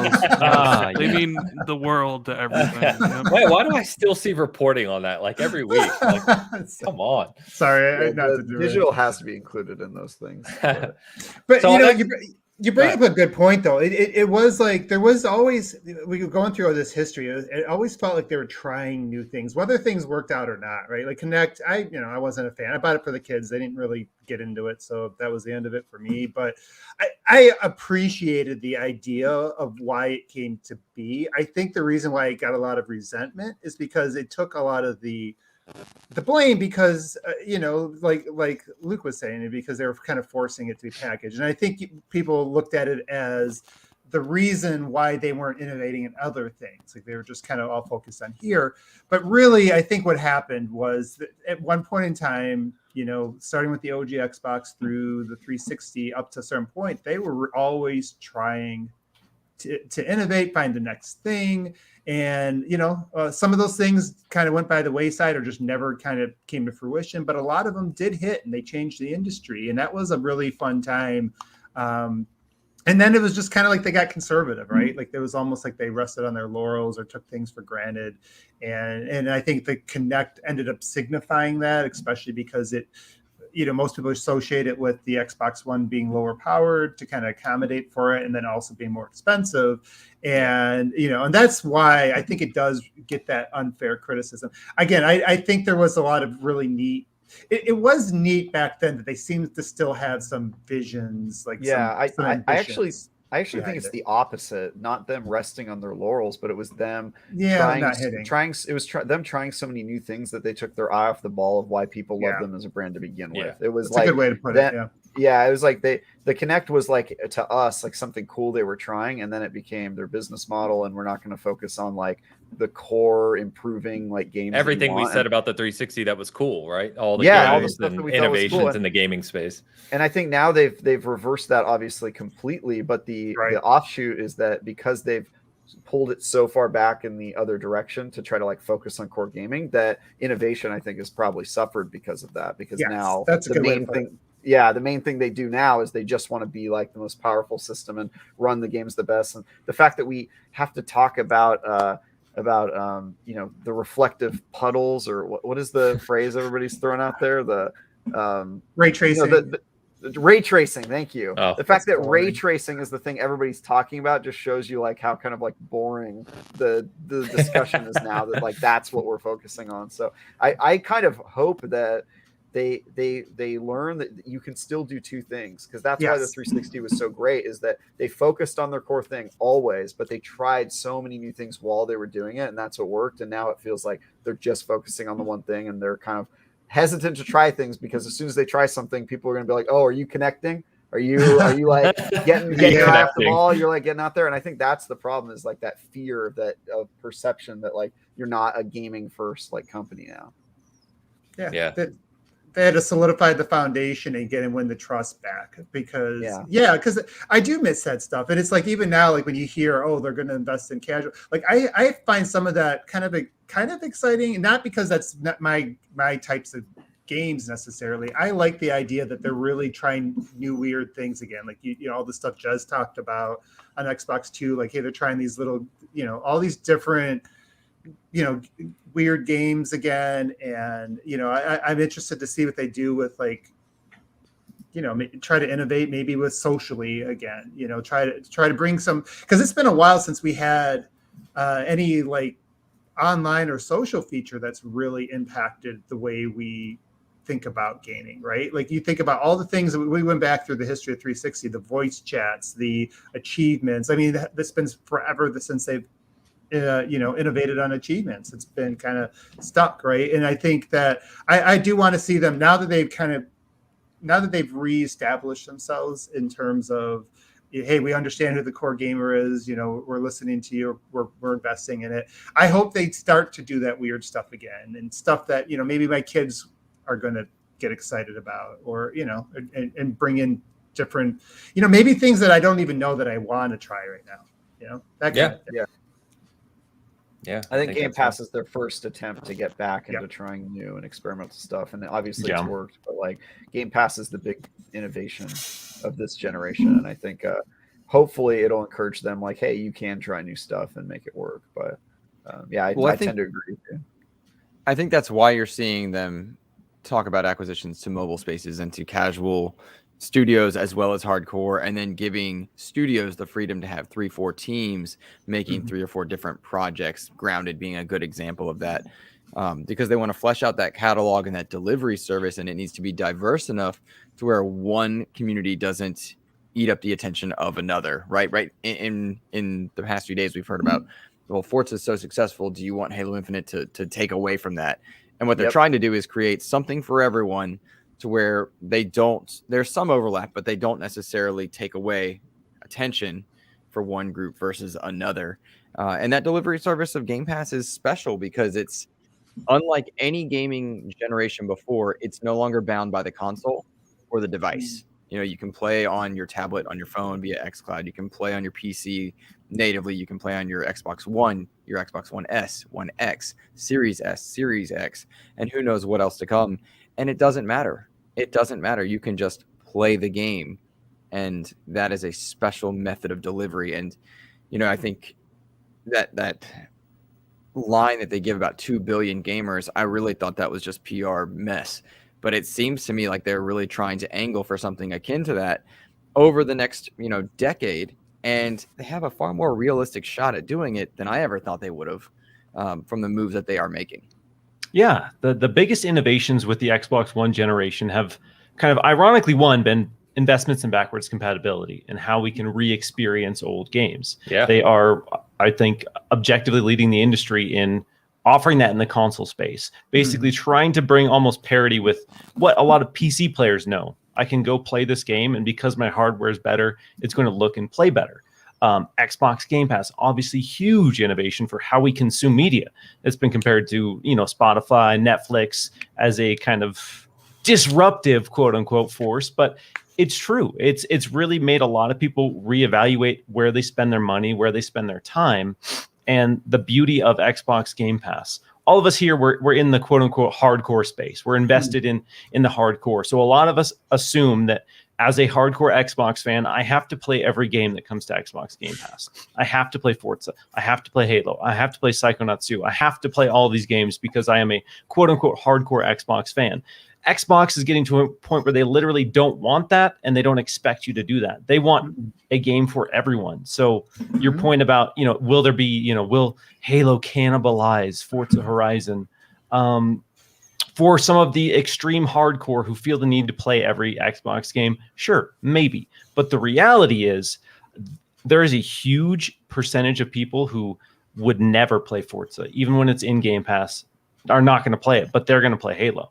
And so offering that and offering all these options, Xbox Game Pass wants to have something for every single person. And it started off soft when it launched in 2017. Like, the service was questionable and people were, interested. If you were an Xbox fan at the time, you were excited because chances are you were probably going to buy Crackdown. You were probably going to buy Sea of Thieves, and you get that value proposition. I can just play these. That's cool. As this service grows and more people realize what it is and what it offers, it's going to become that thing like Netflix, where everyone is playing this game. Everyone is talking about this game because of how easy it is to access, and that is huge. We all grew up at a time when gaming was not cool. Gaming was not something the cool kids did. You were a nerd. You were a dweeb. There was negative connotations, and there's a group of people who are resentful of that. And now that gaming has become more mainstream and gaming has become more cool, they're upset that more people are playing games. I think that's beautiful. I think more people playing games, the better. I don't really care who's playing a game. It doesn't take away my enjoyment. It doesn't take away the value.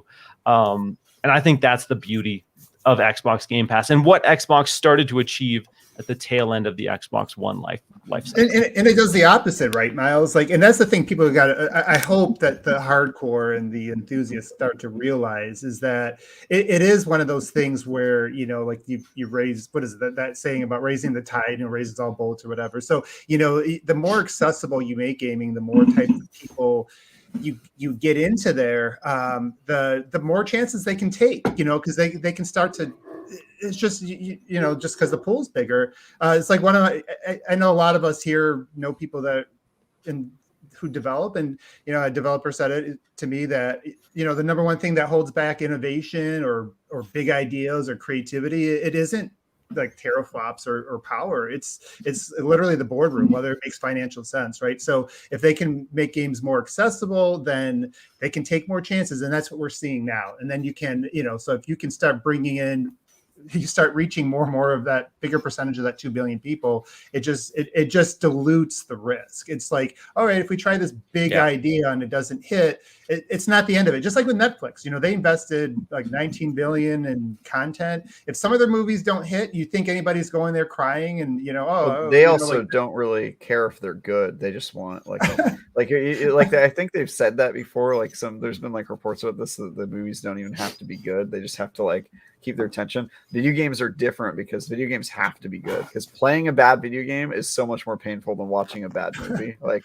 you're participating in the awfulness. I think that's like the key thing about a video game. So, but I agree with you. Like it's going to create, so it's already created so much more diversity and allowed them to take chances and stuff. Not everything has to be like a blockbuster. No, it doesn't. Quality still matters, but then again, that's all subjective too, right? Like the stuff that my kids play. I look at Roblox and I'm like, what the hell? My son. Like, they're making their own game. Okay, leave your kids alone. They're learning. What was their latest evaluation? 40 billion. Oh my God, for like just crap. But you just don't know. That's the thing. You don't know what people are going to like. By the way, Miles, I tried being cool before. It's overrated, man. It was the most difficult week of my life. It's just better to accept being a nerd and whatever comes with it. Yeah, I mean, what was it? VGC reported this week that some type of variation of 1 versus 100 is coming back, right? Like they're actively working on it. So to everyone's point, I think we all hope that exactly as you're saying, that as their user base grows, as Game Pass grows, obviously their investment into gaming is bigger than it's ever been.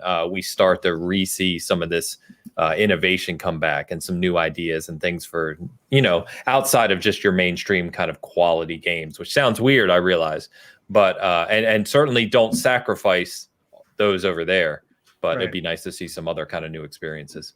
Ains, last night at FanFest, they did trivia, right? Yep. And the way they ran trivia was you were logged in watching on your computer, but then your mobile device is what ran the questioning and such. Yeah, like Jackbox. Very similar to that. And it felt to me, I guess I just recency bias of having just read that VGC article.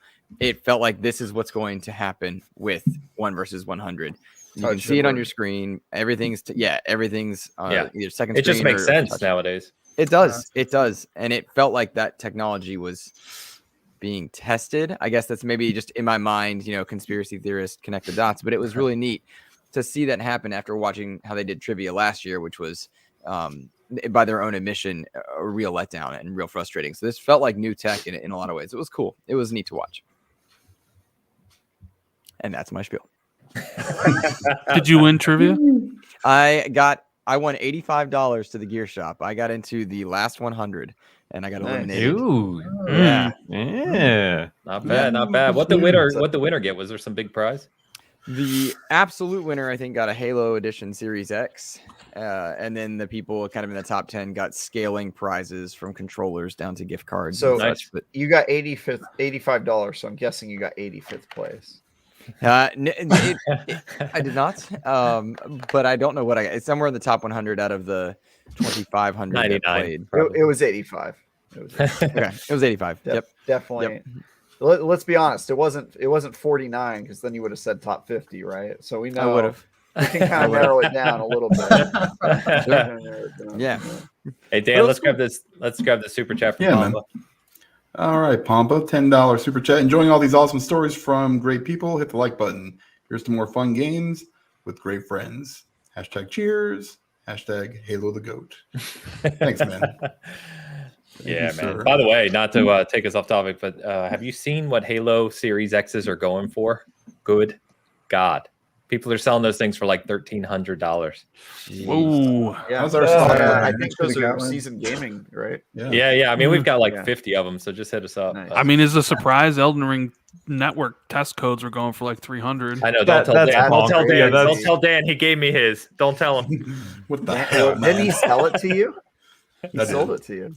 Yeah. Yeah. He gave So me his I test didn't code. even- And I I didn't saw even him get on one. I'm eBay like- going for $300, and I was like, uh-oh. Miles, Already who'd you pay to get yours?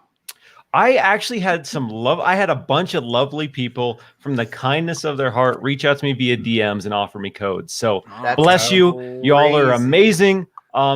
Yeah, because I didn't get the invite. They did the closed test when I was on vacation. So Bandai, I'm taking that personally. And then they straight up denied me access to the closed network test. So it hit a little hard for me. But thankfully, got a code of the Series X version, clocked in about 6 hours so far, and off topic, obviously, but That's the power of Xbox Ooh-wee. Saturdays, man. Yeah, it's awesome. Yeah, It is awesome. I didn't get to play, didn't get a code, but not complaining. Yeah, it's good. It's good. So, Xbox One, which is kind of funny. We talked about the best-selling game on the Xbox 360. The best-selling game on the Xbox One is the same game, Grand Theft Auto 5. Yep, I would have guessed that Yep, right yep. away. 100%. number 2, Minecraft. Number 2 will surprise you. So go ahead and throw some guesses. It's not Minecraft.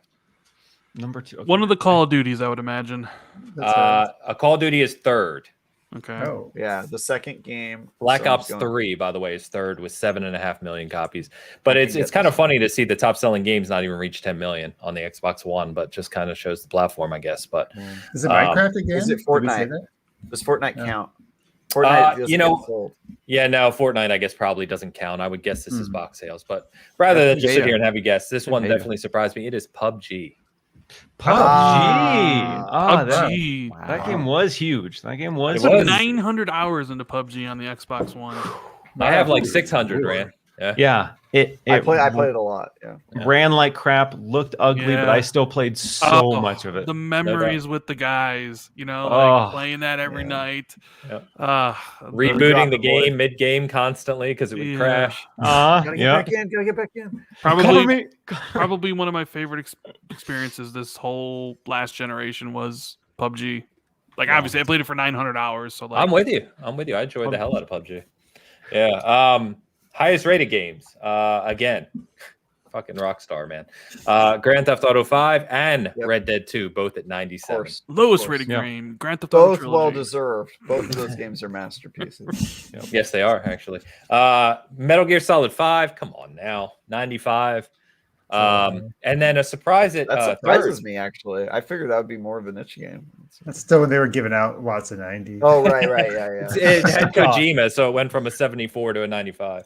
I forgot we switched over to scores. Yeah, that makes more sense. The third, though, is Celeste, 94. Oh, wow. Nice, dude. That's an amazing game. That's I an have amazing every game. achievement on that game, too. It is a great Did you game. cheat though? So good. Did you cheat? Did you Hell use no. the? He always cheats. Come on. You can cheat? I didn't even know you could cheat. You can fly in that game. You can turn on the basically. Oh, that's crazy. I know idea that plenty was a of thing. people who just basically flew through the game without actually playing it because you could do that and it didn't disable achievements. I can say Oh, this wow. much. I have never gamer score farmed. I've never I've never played the Avatar game that everybody says you can get 1,000 points in 10 seconds. I did that. All my games are hard earned and Hard earned. achievements. So Travis, you never used the Game Shark either. I take it then. You were one of those kids. yeah, dude. You know how old I am? I don't even know what the Game Shark is. Oh man. Okay. I actually kind of know what it is. It's like some sort of attachment that Game Genie, man. The Game Genie is where it's at. Yeah. The worst game ever made on Xbox One. Travis said it earlier. Fighter Within, the Kinect game, rated a 23. However, it's tied. It's tied with a game that was made in that kind of independent, like low rate ID at not ID at Xbox, but you know how you could publish your own games? Yeah. Soda Drinker Pro. Oh my god, I played that game. So I wanted to give you guys a laugh real quick because as I was looking this stuff up, Soda Drinker Pro actually has its own description for the game and what you do in the game. Allow me to read this to you because it's classic. Soda Drinker Pro mixes the accuracy of Microsoft Flight Simulator with the soda of soda, leaving the player no longer thirsty and trapped in a beautiful world where they can experience every aspect of soda. Tightly engineered controls allow the player to decide when to bring the soda cup to mouth and when to sip. Soda Drinker Pro even gives the player the much anticipated ability to walk to the top of a hill and drink a soda at whatever speed they wish. Anything is possible in Soda Drinker Pro, and soda is possible. So I think they deserve some more sales just for writing that. That's crazy. I've never heard of that game, and I probably will buy it now. That writer working. Well, on the actual games are hidden within like a sub menu of that game. It's weird. I remember seeing it, but Rand, I've never met anyone that played it. So today's the first. You know how I knew Fighter Within was the lowest rated game? I'm sorry? You know how I knew Fighter Within was the lowest rated game? Did you have to review it? Oh, I sure did. I sure did, bro. That game sucks. That is a terrible game. Yeah. Oh my God, that's too funny. All right. So I was just going to wrap this up with basically saying, it's a year anniversary of the Xbox Series consoles launching. I know we've all talked about that. I think I share the sentiment that the Series X has been an amazing console for me so far personally. Love pretty much everything Xbox is doing right now. And I know we've all kind of talked about that ad nauseum, so we don't have to stay on it. But anything you guys want to call out, any feature, anything relating to kind of since the Series X and S launched that you want to mention before we start to close down? FPS boost. No doubt, man. To your earlier point about backwards compatibility, right? The new features of auto HDR, FPS boost, etc., are fantastic, man. There's so many games I've revisited. Prey being a prime example that are just like night and day better from when they launched on the platform, which is awesome. I'll say the best thing about the console for me is making 60 frames a standard.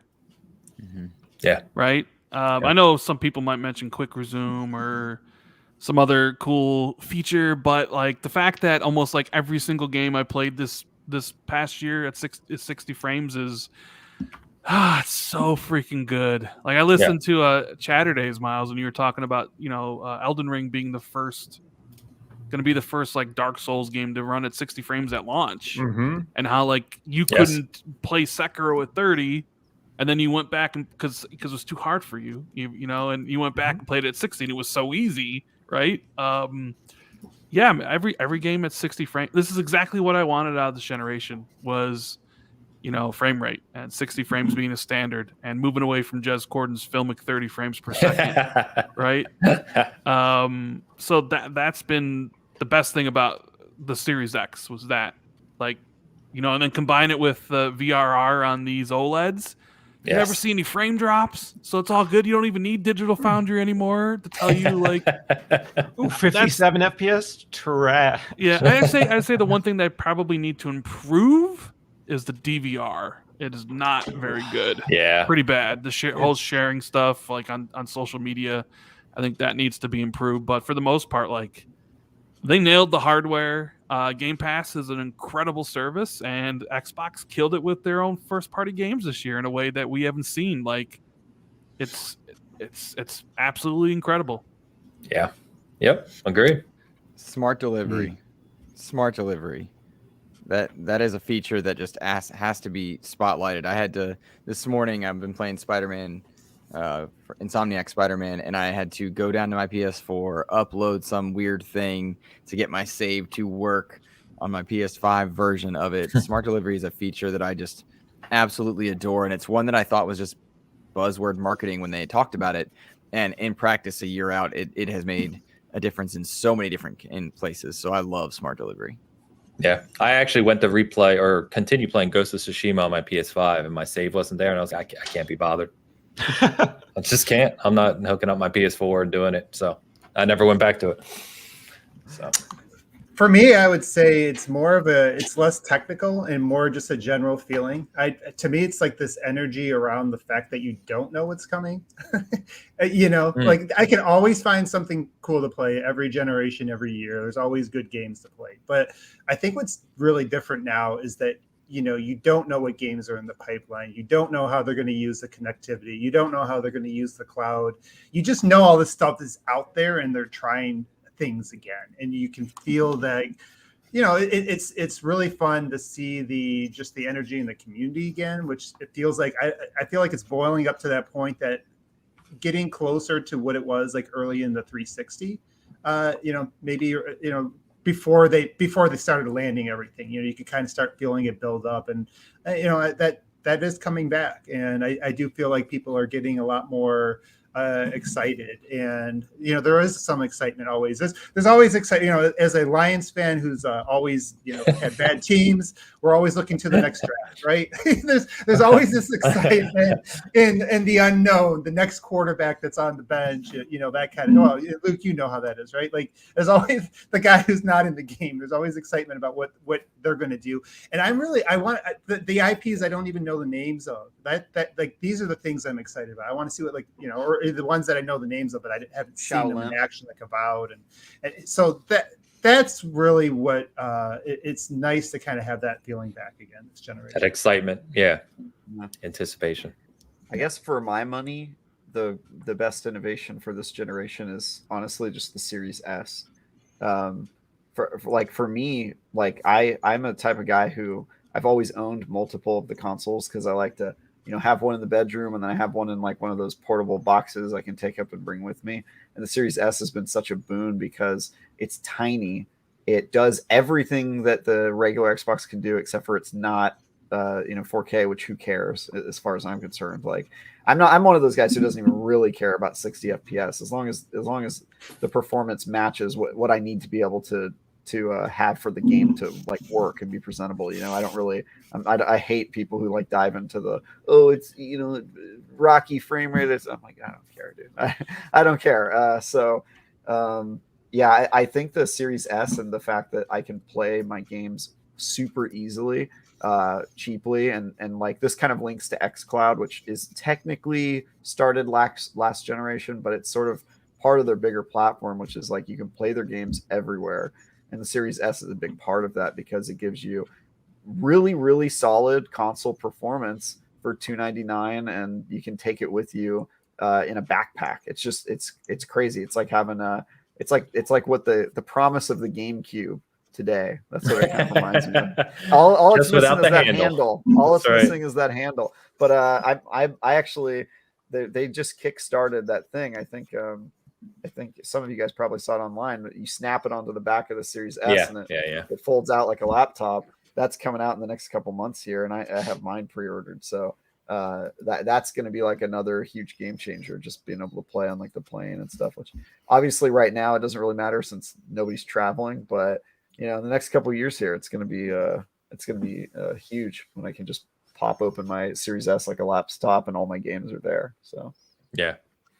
Funny enough, I was going to say, kind of double down on the frame rate thing, though, is, there's a ton of games that are even up to 120 now, which are frame rates that we've never seen in the console space, right? It's kind of reserved for PC gaming. So playing Halo, of course, I go back to Halo, but when we were playing the Halo Infinite multiplayer flights and I was playing in, 4K, up-res 4K, but at 120, it's just night and day.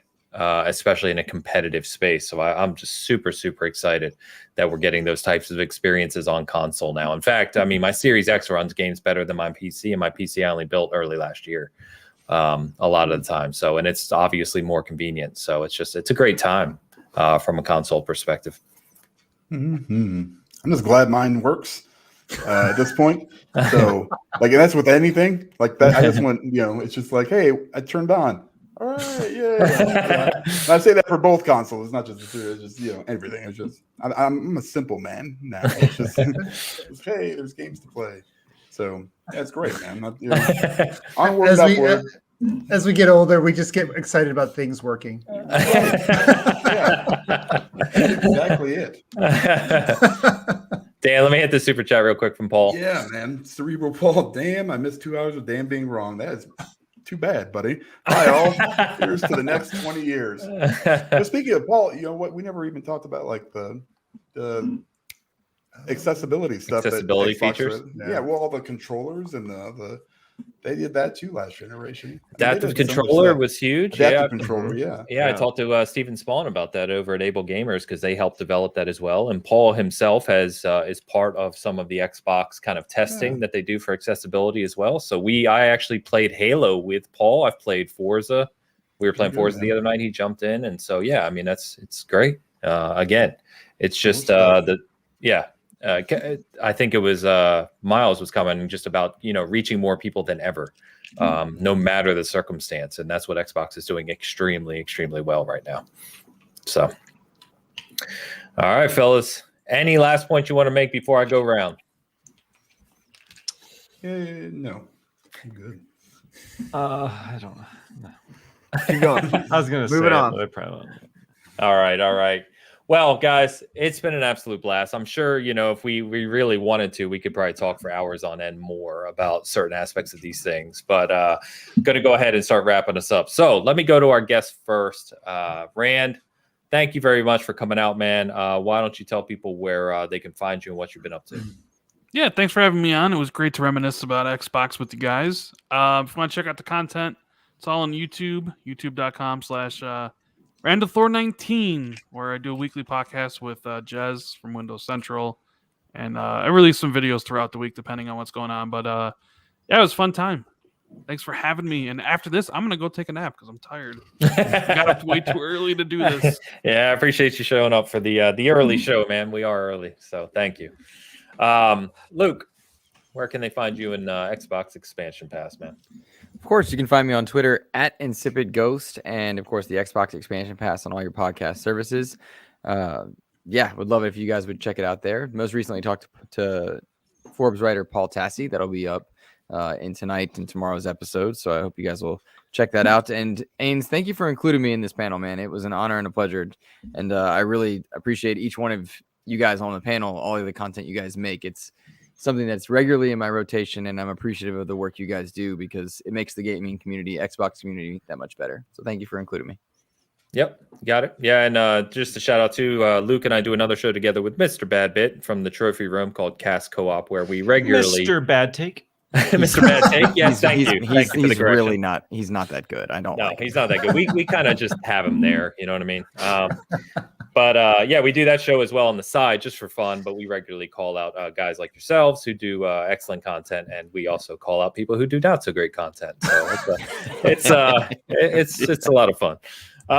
Miles over at Windows Central Gaming, where can they find you, bro? Yeah, again, thanks so much for having me on. Amazing panel. I could talk about Xbox all day, every day. I mean, I guess I do mostly more than the average person. So, again, had a ton of fun. I also work with Jez Corden over at Windows Central. I do most of the video stuff for us there. So if you haven't checked out Windows Central Gaming, that's where you can find most of what I do. And then I also do a Xbox podcast called Xbox Chatterdays every Saturday at 12 p.m. Eastern time. And that's it. There you go. Appreciate it, Miles. Abe, Xbox Era, man. Let us know. Sure. All right, man. But first of all, thanks for inviting me. This was an awesome panel to be a part of. You know, I appreciate everybody here's content, and I think everybody here really brings just really balanced, honest insight, and so it's just awesome to be here with all of you. And if anybody wants to find me, I'm with Xbox Era. We do a whole bunch of things, so I won't name everything off. We do got something cool we're going to announce tomorrow. In addition to that, I am working on an article that I'm going to try to have out by tomorrow, which means right after this, I'll probably be up until my eyes look like they were with that Geometry Wars playthrough. So, but yeah, you can also find I do have a weekly. Right now, it's weekly. You Had Me at Halo is the name of the show. And if you guys are Halo fans, come and check us out. This Friday, we are going to have a guest on who might have some insight. So, anyways, anyways, great times. Thanks again for having me. Always, man, always. Travis, over to you, my friend. Yeah, you can follow me on Twitter at TagGuyTravis or read my articles, previews, and reviews on IGN.com. This past week, I previewed Farming Simulator 22, the next in a long line of Farming Simulator games. I actually did have a lot of fun with it. You should check out my preview on that. It's our final preview before it comes out on the 22nd of this month.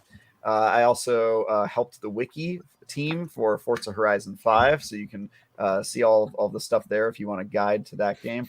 And I also am assisting with the IGN First this month, which is Halo Infinite. So you can check out exclusive news all month long on IGN.com for Halo Infinite stories. And who knows, maybe we'll have some stuff to talk about tomorrow about Halo Infinite. And of course, you can find Dan, Travis, and myself this time every week at the Bitcast. Thank you for tuning in as always. On Season Gaming this week, we actually do have some special things. Tomorrow we have a 20th anniversary of Halo article going up by Joey Sisko. He is a huge Halo lore guy. And it's basically kind of telling you, if you want to get into Halo lore, kind of the entire history of all of the content of Halo. So the games, the books, the movies, what lands where, etc. So that's going up tomorrow. We've got a retrospective on OG Xbox titles going live this week. And some other Halo goodness coming as well. So stay tuned there. But thank you, everyone, very much. If you're listening to this later, of course, thank you as much as well. And it's just been great hanging out with you guys today. So thanks for coming on. And obviously, I hope to have all of you back soon at some point in the future. So with that was our Xbox celebration. Thanks, everyone, again. And we will see you next week. Peace.